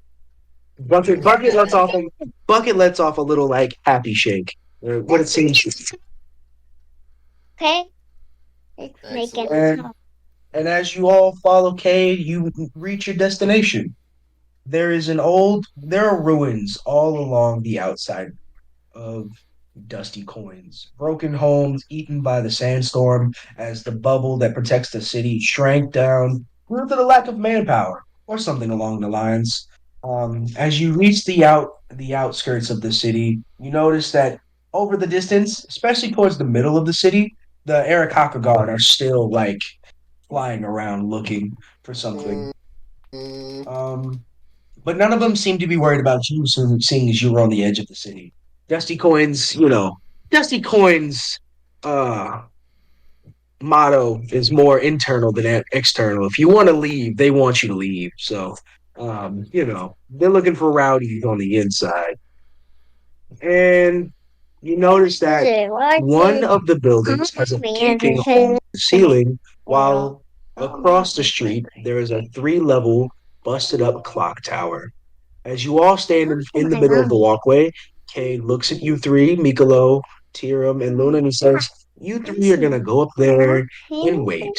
Yeah. And when things go haywire, I expect you to throw these smoke bombs as hard as you can into this house so that so that me and my lovely Ceres can escape with our lives. Because I hate to admit it, this is a little dangerous for me." mm. Um, Tyrum looks at Cade. Uh, he's just kind of like, That's it. It's his whole job. Just wait until something fucks up and try to save your ass before you die." He said a good defense is the best offense, but I just need a good defense. I'm going to be honest with you. So you do me the favor of being option B, and everyone gets paid and whatever information and money they want. Kate throws his hands up and he shrugs. Besides, I'm not much of a fighter in myself, which is very controversial because as you all have pretty decent passive perceptions, you notice that he does sport two very long rapiers on his side underneath of his coat, and there is a pistol in his belt loop. Good talk. You go up there and make yourselves comfortable.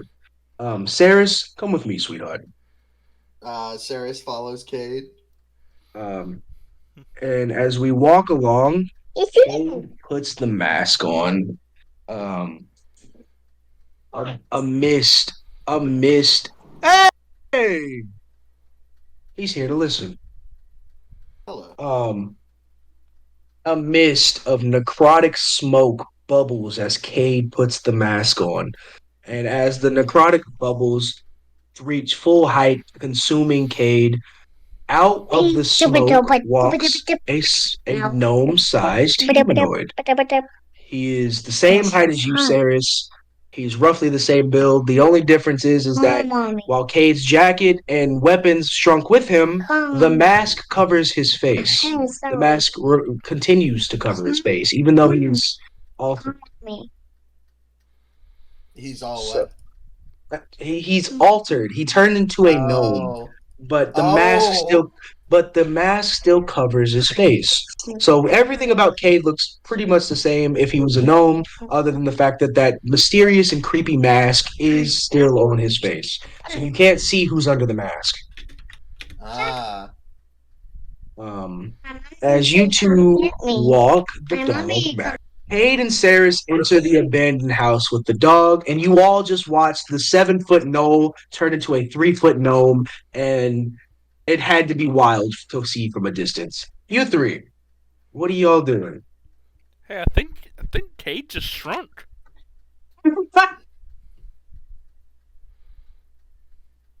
Uh, Tyrum says nothing. Luna says nothing. Michaelo is the yapper. Mm, That's kind of weird, isn't it? silence. Just straight silence. Tyrum just walks to the clock tower. At this point, he's Yeah. like, "This situation's fucked." You know. Luna comments that was slightly disturbing. Right? That's what I thought. Not As I follow. You all quietly walk to the top of the clock tower. You notice that you notice that the room is pretty small and pretty run down, worn for worse. And more importantly, there is one window in the room that y'all are in. The only window in that room is a direct look through to the top of the house. It is almost a clear shot from window to roof. And if you wanted to throw something, that is where I would throw it. Um, but Kade and Ceres walk in with Max. All of you stand around for about an hour. You guys up there bullshitting. Do y'all talk to each other at all at the top of the clock tower? Or is this like a y'all all sit in silence while Michaelo tries to annoy the shit out of the two stoics of the team? Tyrum stays silent as he watches the window, looking for any sort of sign of fuckery. Hey, Tyrum. So Luna is also kind of just looking out, but he's being pestered by the fact that the cat is hovering around Tyrion. Michaelo is like very restless. He's like super bored. He's like trying to talk to everybody, but he's like, man, you guys don't really talk much. He's just like constantly fidgeting and moving around the room. Tyrum stays silent and just keeps watching through the window. Every like to 5 Michaelo. minutes. Every 5 minutes, I ask Tyrum if anything's happening. Luna turns to Michaelo and goes, "Hey man, why are you so fidgety right now?" I don't know. It's just kind of how I always been. You think you could, I don't know, be less fidgety? No. I And look keep him up fidgeting. and down. And I just walk away and I go back to my corner and sit in silence. Hey, Tyrum, is anything happening? Tyrum looks out the window. Does Tyrum see anything? Be an investigation.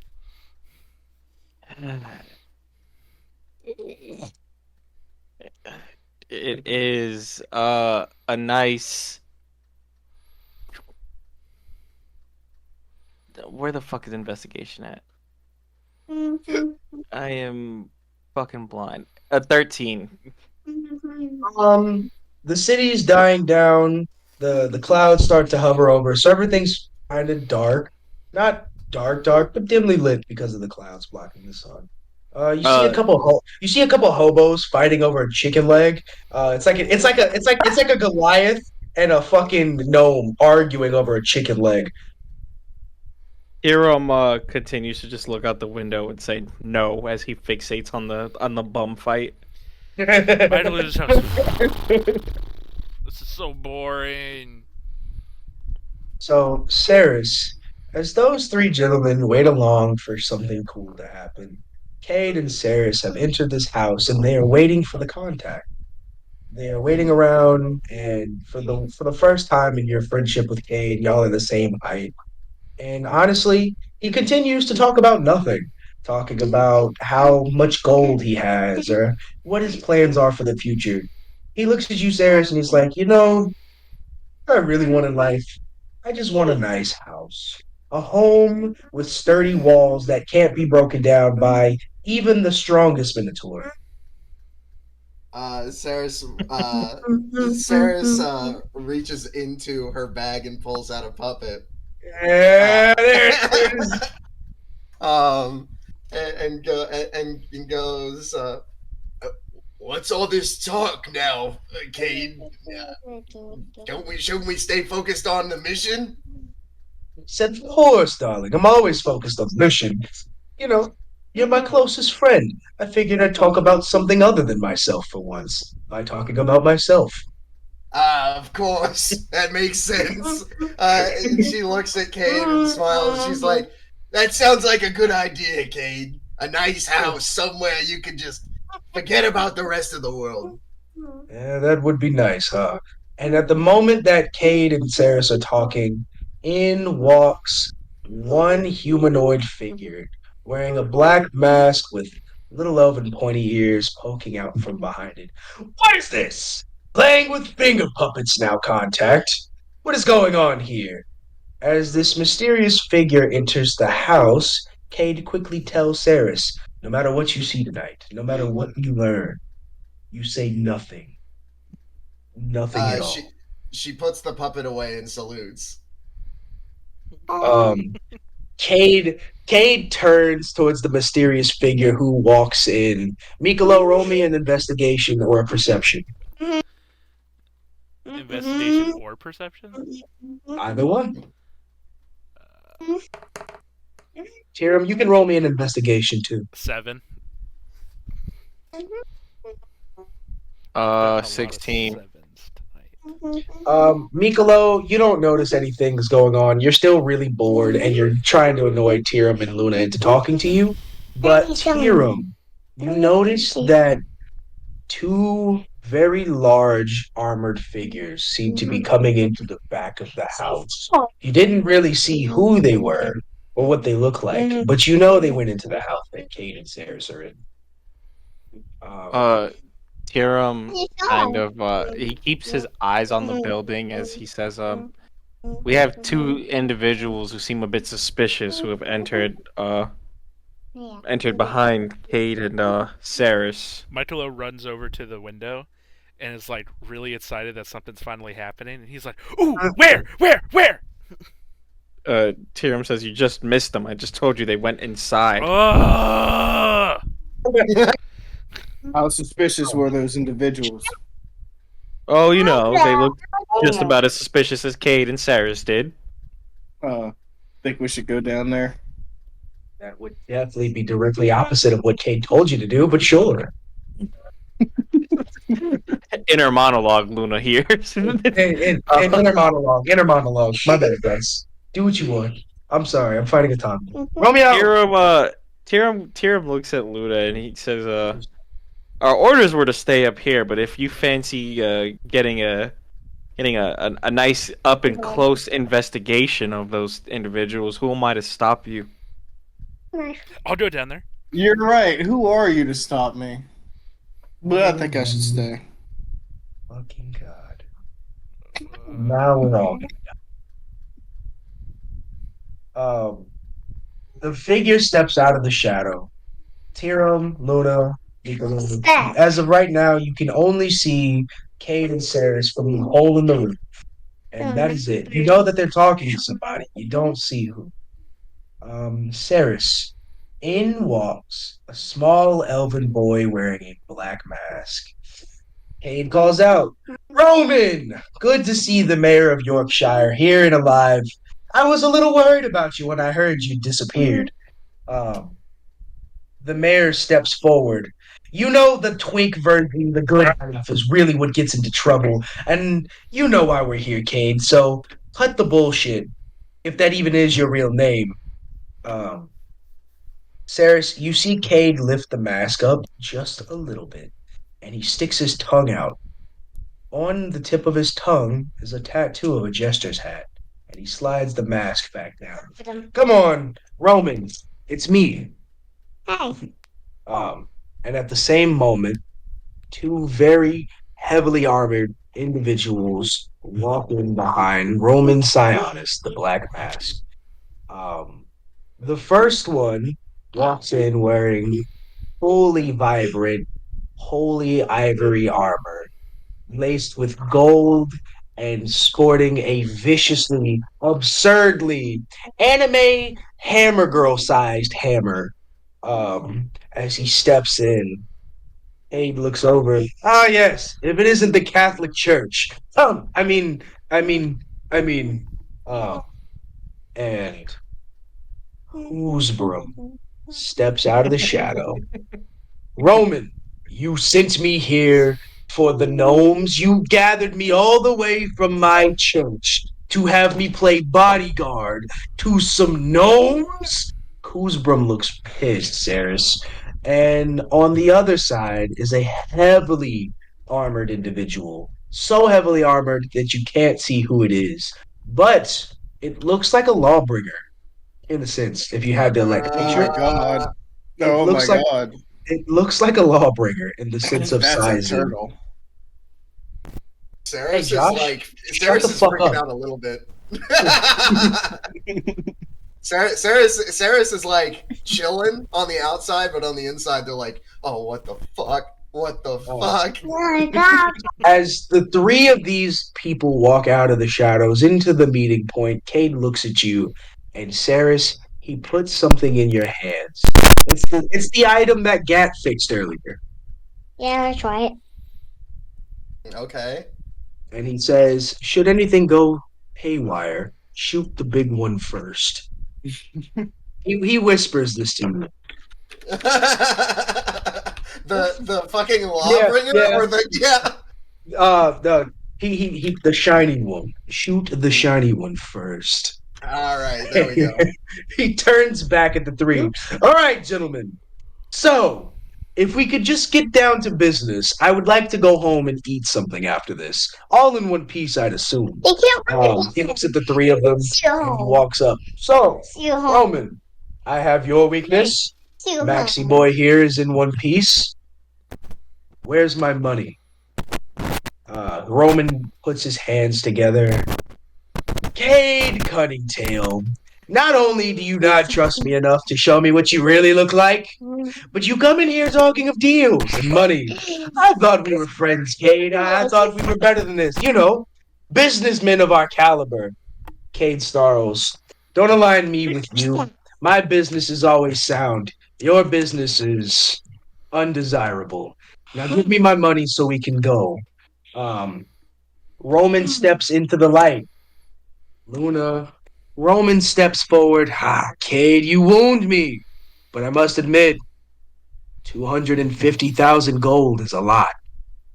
Too much for even me.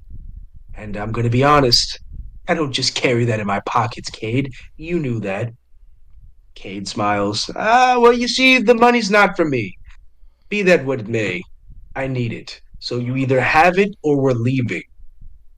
Kuzbrim steps forward. Funny that you think the gnome legs that you stand on will get you out of this situation. Give us the dog and nobody has to get hurt.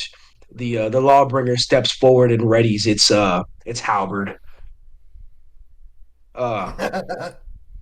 Cade looks over at Ceres. Well, kid, I guess we're not going to get your money after all. But you do remember what we talked about, right? Ceres doesn't even nod, just pulls up the gun and fires. Kuzbrum is hit with a cannonball and put through a wall, knocked 20 feet back. Literally, the smoke from the gun knocked Ceres on her ass. Kuzbrum is pushed through two walls as Roman and the Lawbringer spring into action. Cade throws his hands up as he grabs Ceres and tries to run out of the room. Anytime now! As they start hurrying along to get out of this place. Roman and the Lawbringer are jumping into action. Does Gentlemen? Tyrum see Kuzbrum? You all heard the cannon shot go off, and you Mhm. definitely see Kuzbrum go through the wall. Does Tyrum know it's Kuzbrum? Kuzbrum was your mentor for a long time. I do think you'd know his armor from a glance. I'm gonna say yes. Tyrum gives the two smoke bombs that he has to Michaelo, and he says, "Here, you get to have extra fun." And Tyrum starts to walk down the stairs of the clock tower. Wait, where are you going? Tyrum puts his helmet on. Luna grabs Tyrum by the shoulder. Hey, man, we're supposed to wait, like you said. Tyrum looks back at Luna. Unhand me. I've got some business to attend to. All right, I let him go. Tyrum Again. continues to march down the stairs. All of you heard the cannonball shot go off, and you all saw the man fly through the wall at the meeting point. Okay, Let's start chucking some smoke bombs. I got extra smoke bombs. Kade and Ceras are running for their lives. We hit the front door, and Kade is dragging Ceras along behind him as he rips the mask off, as he hurries for an alleyway. Ceras, I thought your friends were smarter than this. I can't believe they fucked this up. I cannot believe they had one job, and they're fucking it up. Kuzrum, I throw my smoke bombs now. The streets fill with smoke as Kade and Ceras find an alleyway and start running to the entrance of the clock tower.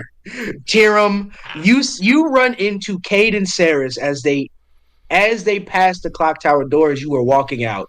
Ceras, roll me a deck save. Ooh, okay, here we go. That is a... Oh, please tell me that landed on a 15 and not a 7. Yes! That's a 17 total.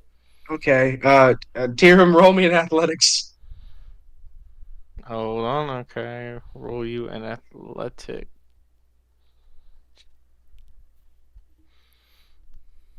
That is an 11. All right. Well, Tyrum, as you march out of the clock tower, the door flies open as Kade and Ceras nimbly whiff the door. Neither one of them stop in their tracks, but Kade does look back at you as he stumbles around the door. You might want to run this way. They're not happy, and we hit your friend with a cannonball. I suggest you follow me if you want to live. Tyrum ignores Kade. Jay, I had a feeling in my heart how this was gonna go. Okay, all right. Okay. Does Tyrum know how powerful fucking Kuzbrum is? Kuzbrum is? Absolutely, he does. Tyrum Not only- understands that Kuzbrum is strong because Kuzbrum was his mentor after he left the Shadow Realm after he left being a Raven Guard, but Tyrum right now is very furious. So he's blinded by rage. Absolutely, Currently. he is. Michaelo, Luna, what are you two doing? Are y'all just you threw your smoke bombs and you're gonna stay up there after? No, I flopping on didn't me? throw. I didn't throw mine. I just let him throw his. Okay, yeah, Michaelo threw his. What are you two Yeah. doing in this turn of events? Well, I'm sprinting down the stairs to try to meet up with the rest of our crew while letting Tyrum do his thing. So Because he obviously has a death wish and wants to die. So I was still looking out the window. So I turned back and go, "Hey, what did we? Where did everybody go?" They're both gone. Michaelo, you looked out of the window the longest. Roll me another perception check. Ooh, a 19. That guy wearing the black mask looks a lot like the mayor you saved. Oh, Oh my god. I jump out the window onto the roof. You didn't even look. There is no roof. You jumped. Roll me a deck save. Uh-oh. That's a 7. You eat So- shit as you hit the ground. Ow. So the streets are full of smoke, right? They are. And where you are standing, you have Michaelo crashing into the ground beside you. You have Kade and Ceras behind the door in the alleyway, ready to get the fuck out of there, with Tyrum slowly coming down the stairs. So so I guess before Michaelo crashes to the ground, you hear Tyrum yell in a thunderous voice, "Kuzbrum!" Who's Goosebrum steps out of the smoke in front of the party. Funny. I thought I was gonna have to hunt you down. Kate is hiding behind the door, by the way, guys. He doesn't want Goosebrum to see his face. But there's smoke in the street though, so he can't Yeah. see. You just yelled at him our exact location. Goosebrum comes stepping out of the smoke right in front of you, just as you intended him to be. Ah, yes. If it isn't my little protege. Fancy seeing you still in the land of the living. I thought we took care of all the loose ends. So And I I landed. thought you'd uphold Kydros' will like a true, faithful member of the faith. And as you say this, Michaelo does hit the ground. He is now on the ground next to you after he face planted. So, so I stand up and I go, "Did you just say like Bumsbrum or something? What?" Kate calls from behind the door. Goosebrum, get his name right because he will kill you for less. Oh, Luna runs in front of Tyr, chucks a smoke ball in front of Kuzma's face, and says, "Let's get the fuck out of here." Kate laughing. I like the way you think, Tyr. Luna, grab Tyrum and follow me. Also, all of you roll me a wisdom save because that laugh wasn't just an ordinary laugh. Nat 20. No. Ooh! You said wisdom save. 16. All right. Did any of you roll under a 13? 15. yeah, I got a 6. All right, so everybody is fine except for Michaelo, who is now paralyzed with fear for 6 seconds. The party begins. Hey Doing DM, what exactly? I have a question. Yeah. Since I can teleport, does that mean that if I grab onto somebody and teleport, do they teleport with me, or is it just me? I Yours totally works- teleport. Yours works. What? Huh? Hey, yours works like a Misty Step, right? Pretty much. Is it? Kind of, but it's called the Blessing of the Raven Queen. But it's worded like you move up to an unoccupied space within 30 feet that you can see, right? When you teleport using Blessing of the Raven Queen, you gain resistance to all. Okay, as a bonus action, you can teleport up to 30 feet to an unoccupied space. You can see 2 times per long rest. All right, so no, that's just you. Gotcha. If it was a dimension door, you'd have had a better chance doing what you're trying to do. Yeah, I get you. And if that's This- the case, I'll just Smoke. pick Michaelo up and run with him. All right, Michaelo. Luna is grabbing you by the shell and trying to pick you up. You are paralyzed with fear. I can't talk. You can talk, you just can't move. Oh, yes, pick me up. I can't move. For some Tyrum's reason, I eyes- cannot move. Josh, roll me a strength save. Or roll me a strength. So You gotta I roll got- higher than a 13 to pick the fat turtle, and not fat, but the large turtle Okay, up. well, I got 13, so I got 12 plus my 1. Plus my hey. 1 is 13. You pick the turtle up, full deadlift. Congratulations. It hurt. It was hard, but you got him over your fucking shoulder. Yes. Tyrum, the Turtle smoke. and a half shell, turtle power. Tyrum sees all this nonsense happen in front of him. His eyes were glowing green as he stared at Kuzbrum. Kuzbrum's golden eyes peer through the smoke back at you. What's it called? But Tyrum, the smoke won't save you from your inevitable fate, my child. Come be part of the new blessings of our new god, Rashid. Tyrum begins to snarl, but again, he just saw all that shit happen, and it broke his haze of anger, and he just looks to see Kade. Does he see Kade still? Yeah, you can absolutely see Kade. Tyrum teleports in front of Kade using Oh. Blessing of the Raven Queen. Kade is in mid-step trying to get down the hallways. Down the alleyways. You step in front of him. Listen, Tyrum. No offense, friend. You guys had one job. It's going poorly. We should talk about this later. Kade is really trying to circle you. He's still holding Ceras too. Tyrum grabs Ceras and puts her on his shoulder. Ceres whips around and does like a fucking somersault to get on, or like fucking climbs up him real quick. Hey, Ceres, Kade looks a little hurt. Ceres, you traitor. What about Uncle Kade? He looks away. None the matter. Keep running. He crosses his arms and his tail is droopy. Fucking Ceres points and mouths run. Kade starts running. I'm running because I have to, not because I want to. His tail is still droopy. Michaelo goes, "Hey, Ceres, this is fun, isn't it?" Luna takes his last smoke bomb and tosses it in the direction of whatever that guy's name was. Tumsbrum, I think it was. Tumsbrum, you fucking idiots! Tyrum turns and begins to follow Kade, but he's also still kind of looking in that direction. Like he feels like salvation was just in front of him, but he knew truly deep down he wasn't gonna win that fight just yet.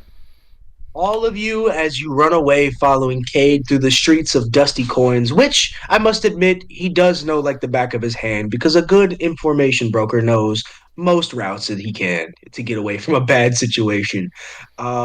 You all end up following Kade through the streets. The smoke bombs actually alerted the Arakakra guard back to that spot. So I would like to say most one thing, or ask one thing. It's been 6 seconds, hasn't it? So I'm just still being carried, even though I'm not paralyzed. Yeah. Even though you're fine now, you're just being. He never put you down. You never asked him to stop. Everyone's running. You are definitely on Luna's shoulder. Absolutely. I figured, why not? Fuck it. The Arakakra guard swarms the smoke area as the final words you all hear as we make our haste to get away is, Tyrum, if your God wanted you to live so badly, she wouldn't have sent me. As we get away into the crowd, you all follow Kade through the streets of Dusty Coins. Tyrum As stopped. Tyrum stopped when he heard Kuzbrum say that. He got ready to turn around. Kade looks back. I'd keep moving if I were you. Don't let the provocations stop your life. I like breathing, and I'd like to continue doing so. Well, maybe I want to take this guy's fucking ability to breathe. Well, then give me my gnome back and go on your suicide mission. Ceres leaps off of the shoulder. Hey, she's like, I'm not dying for this guy. I go, hey, Tyrum, as I'm still on somebody's shoulder. We should probably go. We can fight this brumstick guy another time. All right. Michaelo, as you finish your sentence, Raitu the tiger comes and just lays at Tyrum's feet, and it purrs. It gives you a little purr. Oh, look at that. Like, Raitu, come on, not now. Don't do this to me. Raitu hisses at you. Luna. Turtle, can you walk? Tyrum squeezes the handle of his warhammer tightly, and he just turns around again and continues to run. To answer your question, Michaelo says no, I can't walk. Even though I absolutely can. Good. We all pick life. Please follow me to our exit. As we begin running, who has the highest passive perception? I don't think it's me. I have 11. 13. I have 11. All right, so Josh. Or 12. 12. As everybody hurries towards Police Girl's station at the edge of town, Joshua, you notice that the Lawbringer is on one of the roofs back on the far side of the city, and it feels like he's watching you. But he's not moving. But you see him. We keep moving because I don't have time to really say anything about it right now. Absolutely. We all get to the edge of town where Police Girl and Jax are undoubtedly annoyed by the fact that there's been so much commotion and dusty coins today. As we get there, Police Girl looks back. Kade, you're already leaving. I should have known it was going to be you making all that commotion. And Kade throws his hands up. Listen, sweetheart. For once, it wasn't me. He taps Tyrum on the chest plate as he starts digging into his bag of holding. Come on, Paste. Do what I need you to do, bud. We got to get out of here. Jax looks at Luna. Well, friend, making your exit already? Unfortunately, but yes. He gets up and he throws his hand out. Pleasure meeting a fellow tiger. Still don't know what you're talking about, but thanks. Jax laughs heartedly. I'm sure you don't, friend. Keep that thing to yourself. And good luck on your travels. And at the moment he finishes his sentence, Haste, the bag of holding that Kade keeps with him, starts choking up saddles. There's one for each of you. Cade picks them all up in a hurry. He starts like fumbling with them, and he starts handing them to all of you. Quick, sit on these and imbue them with a little bit of magic if you can. But this is our exit strategy, and we need to go now. Cade puts his saddle on the ground, and he just like falls back into sitting on it. I say you can put me down now. I dropped the turtle. Michaelo, he drops you on like the stomach of your shell. All right, then I just did back up. That should have been easier to drop, but okay. At the moment you hit the ground, Cade's saddle begins to glow. It begins to glow a beautiful blue hue, and out of the saddle, it sprouts legs. Outwards does a beautiful celestial hyena sprout from underneath the saddle that he is sitting on as Cade is lifted up off the ground onto this animal that came out of nowhere. What the fuck? That looks fun. Well, sit on the fucking saddle so we can leave. Okay. And I did on the saddle. Michaelo, as you sit on the saddle, it doesn't actually turn into anything immediately. And you sit there for a moment and nothing happens. Cade looks at you. Did you imbue it with magic? Magic? Magic. A little bit of energy. I guess I try and imbue it with magic. You can't because you're a monk, and I'm 100% sure you have no affliction for magic. Affinity. I kind of just go. Nothing's working. Cade rolls his eyes. Ceras, I'm borrowing Bucket.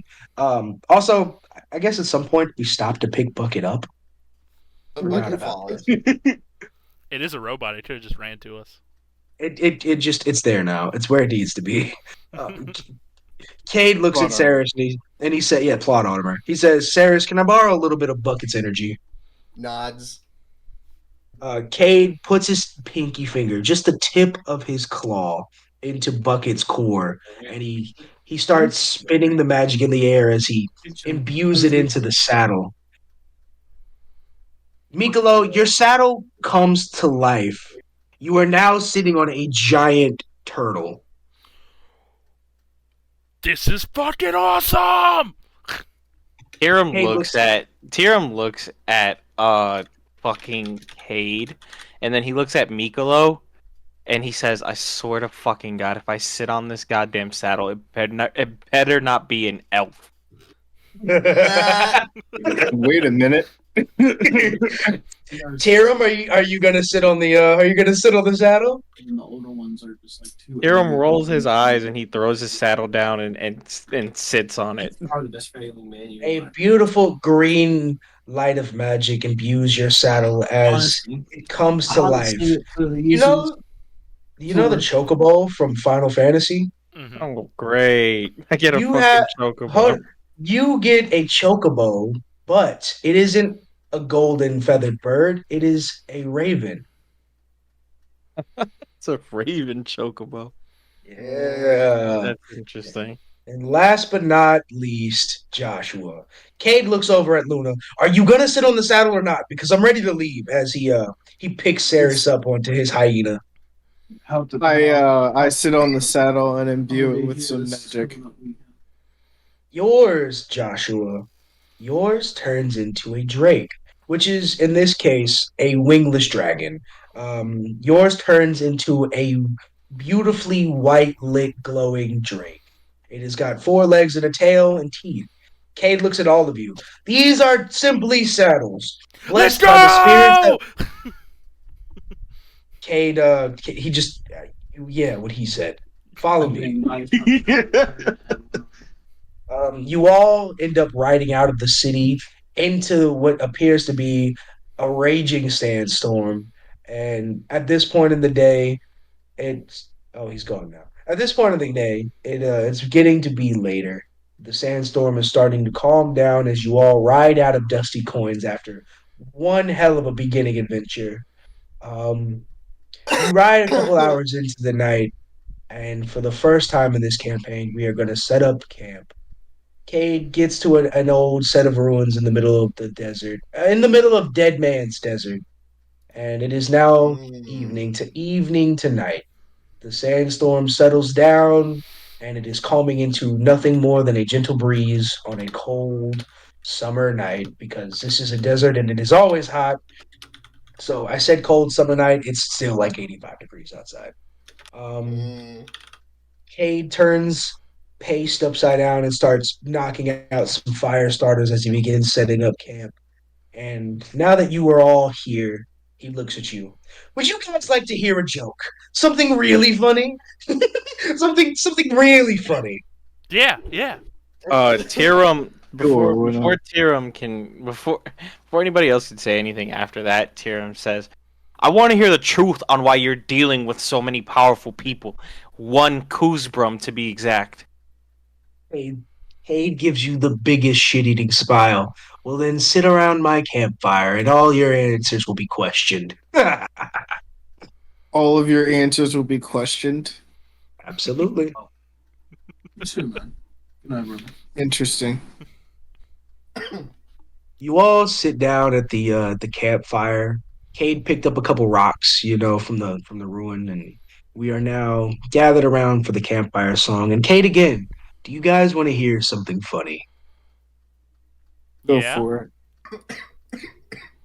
He says, "Well, fate truly is a fickle thing." Cade starts reaching into his bag of holding paste. It really is a fickle thing. Some things happen for reasons. Other things happen just because they can. But this, my friends, this happened because a little birdie told me. And he opens his hand and he blows dust that turns into four little glowing sparrows. They start circling each of you. And he looks at you, Tiram. And you know that goddess. There's an ancient there's an old prophecy that said that sometimes when you ask Kydros for help, she listens. And and Tiram, you would know that what he's referring to is like a child tale. It's like a bedtime story for young churchgoers of the fate and fortune. Um, it was an old wives' tale passed down about, you know, churchgoers talking to the goddess of fate and fortune and having their wildest dreams come true, but nothing more than groundless child play. And Tyrum looks annoyed and continues to see where Cade goes with this. he looks at you all and he says, "And since a little birdie told me, I found all of you. And now that we are here, it's time for the little birdie to tell you." And at the moment he says that, the four glowing sparrows hit you all in the face. You are, for lack of better words, being Peter Pan. Only instead of flying, you went to sleep. You will all now hear a prophecy. I'm just gonna long rest now. I can't. I can't have a long rest or I'm fucked. What? But you didn't get hit though. No, no, it's something else. Oh boy. Ooh. Really quickly, before we finish up, all of you see a prophecy as soon as the bird hits you in the face. You all actually will be going to sleep. And the start where we pick up next time will be after a long Simon rest. looks like you're fucked. Uh, Ceres tries desperately to break out of her sleep after the prophecy she has shown is foretold. what would that be? Roll me an intelligence save? An intelligence save? Alright. You Your got this DC is today, 14. Simon. Alright, please. I've got a +5. Ooh, you're beating the Oh, 14. please, no! It didn't sound like it did him any justice. Nice. That's an 11 on the intelligence save. You will not be breaking out Ooh. of this long rest. Will keep you long and rested. Oh boy. No. Michaelo, you see a prophecy of your brother. You see Raffle. You Raffle. awaken Raffle. You awaken in a space unfamiliar to you, surrounded by gold and riches, but And bitches. it is and bitches, and it's you standing face to face with your brother, who is just taking off the helmet that was wearing. You in this prophecy, Mikalo, you will be finding your brother for the first time, but roll me a perception. Roll me an investigation. Investigation. 3. That's it. You see your Damn. brother take it. You see your brother take his helmet off. The last thing you remember is it being in a place that is really fancy, and that is it. You sleep for the rest of the night. Joshua, Oh god. you, my friend, you arguably have one of the scariest prophecies. You stand hidden away in this prophecy. You are what appears to be a dark room or a cave or something really creepy. And in front of you, Joshua, from wherever you're hidden, is hundreds of cloak dressed individuals chanting to one person. One person who sits upon a throne of bones and skulls as she chants out, "The lichens will rise, and we will see fit to the future for our people." She steps off her throne, and her glowing green eyes echo out in the prophecy. And then she looks at you, Joshua, and she says, "I can see you, and I can't wait to meet you." And then you two fall into a deep sleep. Ceres, Tyrum, I'll let you roll for who goes first. That's a 6. 7. Alright, you go before me. Ceres, in your prophecy, you see the puppet. You know the one. Oh no. And he just, you awaken in a bed in this prophecy. You are in a bed, and it is the same bed that you were in right before Kade found you. And in your face is the puppet saying, "Where's my money? Where's my money? Where's my money? I need my payments. I held up my end of the deal, and you will pay me. You will pay me." The puppet starts dragging you off the bed. This puppet is no bigger than probably like both of your hands put together, you know. But this puppet is strong as fuck as it drags you out of this bed, and in its Ah! you are paralyzed with fear as this puppet steps over you, and his little puppety face talks at your nose and says, "You will pay this money, or everything you love will burn." And then, right before you fade to black, he says something alarming. Simon, the puppet looks at you and he says, "And more than that, not only will I take what you desire away, but maybe you should keep better focus on the company you keep. Not everything is what it seems." And then it fades to black.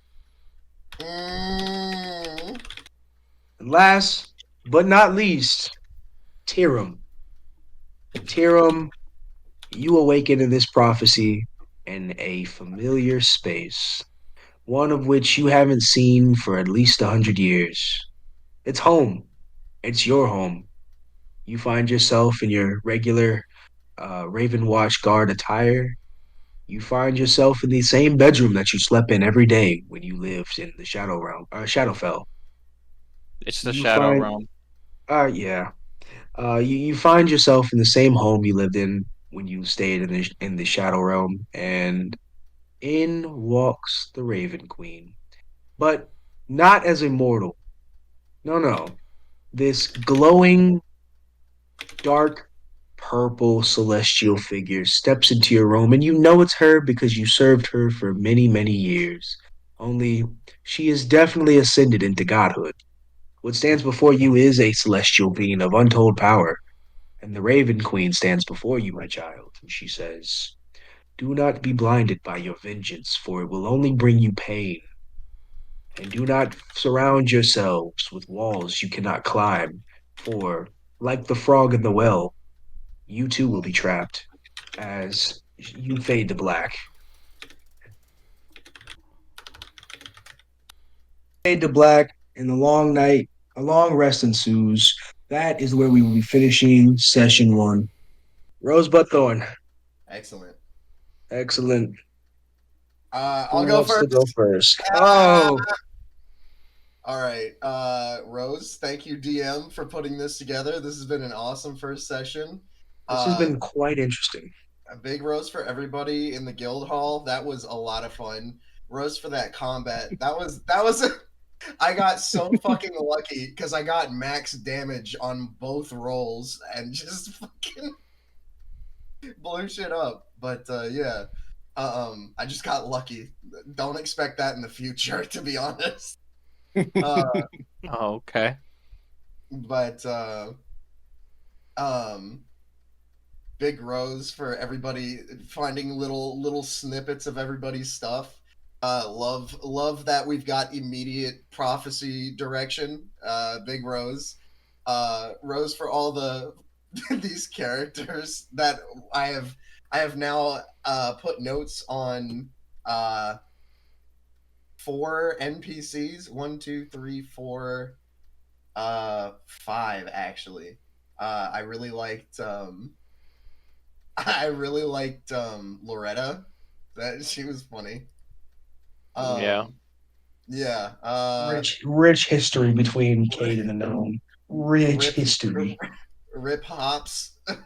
Rip Hobbs! we've got Oh we've my got god. we've got Pops. You know, Ceras has a picture of Pops and his wife or whatever.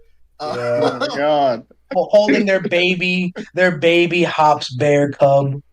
yeah. Side note to everything. You know, we just kind of left Pops tied up in the basement of that house, right? Yeah, that's what I was thinking. I was like, I was we, like, you know, Ceres could probably, you know, Kate might want to talk to him.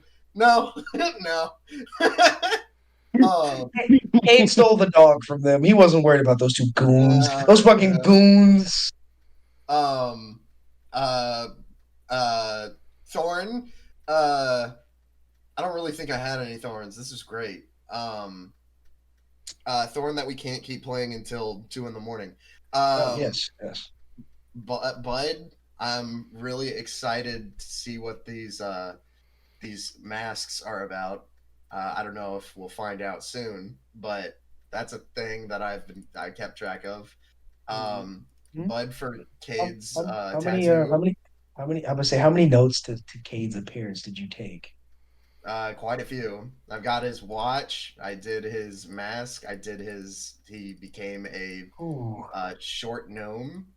Uh, yeah, I have quite a few notes. Um, the prophecies themselves were very interesting. I'm budding for fucking what was it, the lichens or whatever, gonna take over. Yeah. Um, and then a fucking Luna. I've got to figure out what Luna is like, where they're where they're from. God damn it! Got to figure that out. Yeah. I'm really interested to see what Raven Guard is all about. That's cool. Um, It's simpler than you'd think. It's really just a position that the Shadar Kai have. well, we need to see the Shadow Realm at some point. So Bud for that. Well, Big if the Bud for party if getting the party wills it. Big Bud for getting Michaelo a pizza. That's my big. Um, fucking Big Bud to figure out who the fuck the Lawbringer is. Yeah, that's interesting. And then of course Kuzbrum. Uh, I know next to nothing about him, but I can't wait to see a Kuzbrum fight eventually. Yeah, that's it. I already made his stat block. It's Yeah, gonna be intense. And I will say this now, guys. If uh if y'all had decided to stay and fight Kuzbrum, no, that's you would have done. you would have been fighting a level 18 NPC and he probably would have killed you. Not probably. No, no, Definitely. no. That's No, not definitely. fighting that dude. Why do you think I threw a smoke bomb in his face? We could probably do all of our HP in one fucking hit. I mean, if he's anything like the Death Knight I threw at you that one time. Mm, Tyrum will fucking kill him. all right, who's next? Whom is next? Oh, you know what? This is session one. I guess I have to explain it. I didn't. Rosebud Thorn to our new two compatriots is a recap of how you felt on the session. Rose being things you enjoyed, Bud being things you look forward to, and Thorns being things you didn't exactly like, whether that's story or gameplay. That way, as the DM, I can kind of, workshop some things to make it more Ron's comfortable being for a everyone. bitch, Thorn. Yeah, now I have to kill Well, myself. I mean, I'll go quickly. Because this is a short list. So Rose, I always, ever since playing Baldur's Gate 3, I thought I was going to enjoy D&D a lot, and I have. So Rose is, I'm glad that it's met my expectations. Um, a Hell yeah. Bud is, I'm wondering how it's going to exceed my expectations because it's not a story I'm familiar with. It's brand new. You know, um, Thorn is because it's all new to me. When I see a stat block and whatnot, and I see the numbers, all the D's and whatnot, I'm like, which dice is it? What's that? Just learning the system, actually doing it versus letting the computer do it, just like You'll get Xbox. it before you know it. Yeah, but that's just about it for that. I do think that the prophecies are definitely cool. Um, I'm looking forward to seeing what who this person was in my dream. So that be it. Um, Rose. Uh, this is definitely a fun introductory session. Um, I definitely like. This is more or less how I expected it to play out. Um, so this is definitely going to be interesting. There were some curveballs, so Rose to Ron for throwing some curveballs in there. What I Can I can I expected. can I can I ask what one of them was? The whole false god narrative. Yes, the Mm, heresy, the heresy. Just some other stuff. But I am excited to delve more into the characters and how their chemistry will grow or deteriorate. Um, but to see what happens between Tyrum and Kade, I feel like Ron and I always end up in these predicaments where we have characters who don't always have the best chemistry, but then have good chemistry at times. I think we always have good foil characters to each other's stances, and I think that makes it interesting. And taking the character approaches that we have now, I'd like to. I am excited to see how it unfolds. I'm excited to see how Josh evolves, how Ryan evolves. Uh, Excited to see what Simon does with Ceres. Thorn, um, Thorn. I'm still learning Paladin. It's a lot. Um, but I'm here for it.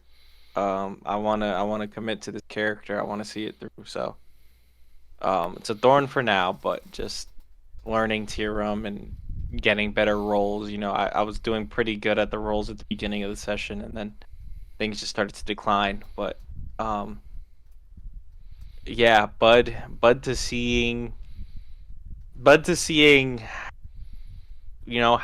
powerful Tyrum gets and how vengeful he becomes. What happens with Raven Queen. Bud to see if it's some miracle the party ends up in the Shadow Realm. That would be insane, and I would be very curious as to how Ron and I would work that in. That is something that will need to be workshopped. But if it you does know, come to that. But yeah, I that's was gonna say like that wasn't a request. That was just that. It seems like a neat the setting. demand. I Yeah, mean, it was look, good. look, the world is vast, and you guys have plenty to explore. I wanted to leave. I want to say that I left the world pretty open ended for all Yeah, kinds of yeah. adventure. It's gonna be fun learning. It's gonna be fun learning. That's my Rosebud Thorn. So Ryan, it's your go. Last but Uh, not least, Rose, this was really fun, and Ron, you're doing a good job on DM. thanks. I'm gonna throw up.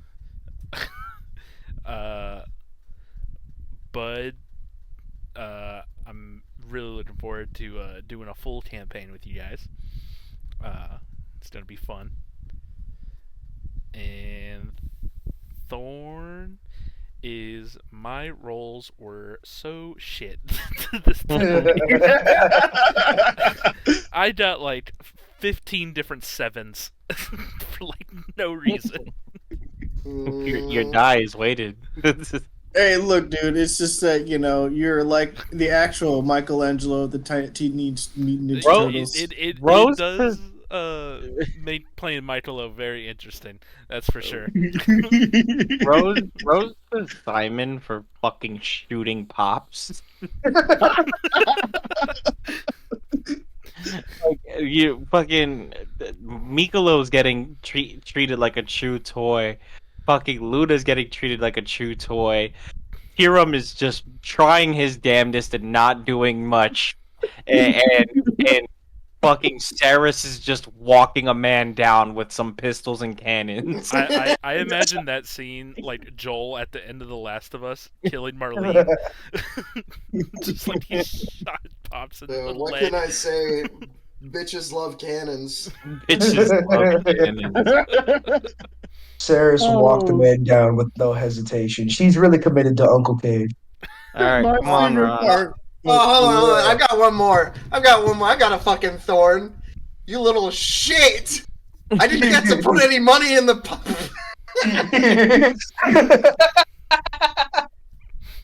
Oh yeah, yeah. Your doll's not gonna like that. Where's me money, Sponge Boy?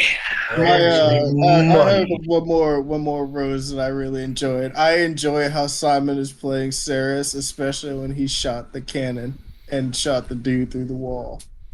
So okay, I remember. Pow! Okay, no hesitation, You none. forgot about me. Nah, he didn't forget about you.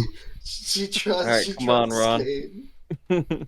Um, Rose for everybody being here. This is session one. I was nervous. I'm not gonna lie. I also had a hard time keeping my mouth shut about shit. I was trying really hard not to talk about things. So Rose for everybody cooperating and just give me a little bit of grace. This was awesome. I am excited to start unfolding you guys' stories. I have so much planned, and anything is possible. So that is my Rose. Bud to see how Tyrum progresses as a character because I think he's going to be the most interesting to watch. But to seeing how Simon continues to play Ceres because I'm not going to say I have favorites, but Ceres is awesome. So, um, but to seeing how Ryan and Josh do in D&D in general, this is you guys' first campaign. I'm excited to be your DM. I'm excited to see you guys get into your characters. Ryan is so he's new to this, but he's getting into it. Josh, I can't wait to see you. Um, but to Ryan seeing faking not being able to walk. Yeah, that was kind of funny. honestly, Bud to it all. Rose to everything that happened in this session, from Bucket dropping a cat off the ceiling to just being Loretta for a little bit. That was completely off the cuff. It was a lot of fun. Um, Thorn to Damien not being able to be here with us. He is going to be another player at some point when he has more time. But yeah, but Thorn to not being able to get him to start with us. I wish he could have at least listened, but he did not. Um, only other thorn is the fact that you guys really almost fucked up a simple plan. And I mean this wholeheartedly. If we would have died in session one, I would have cried. Hey, Because Listen, I blame Jay for that. It's Jay's all fault you that we had were to all do was distracted. I Cade had makes I had to play the hand I was dealt, brother. you did. Cade gave simple instructions to throw smoke bombs in case of problems. Sheriff shot a man through a wall, and then you all decided to forget you had smoke bombs. I really thought we were gonna die. No, I just gave him No. to Ryan. Right. You, I didn't you, throw mine because I knew Ryan was going to throw his like a madman, and he had 4 of them. And He he did did have four. that. He did do that. Listen, Ev- listen. Michaelo eventually. is kind of unpredictable. All right. All I can say is the plan went about as well as you should have expected it to. Uh, I think you're right. I think you're right. I think you're right. That would have been hilarious. Also, final bros of the night. I love cameo characters. I don't know if Jay and Simon caught on to who Black Mask is. Oh, I fucking did. Roman Sionis. Jerome, no, but he was in our one shot from a while back. See, but Interesting. Tyrum has no evidence on him. This is true, but I'm a big fan of callbacks and cameos. He, So he he does in fact now associate him with Kuzbrum, so that might bring pain towards Roman, but haven't we'll got there see. yet. We'll see how this plays out. All right, I well, can't. I have to go to bed. Night. My girlfriend's angry at me. Good night. No. All right. Good night, guys. y'all. Night.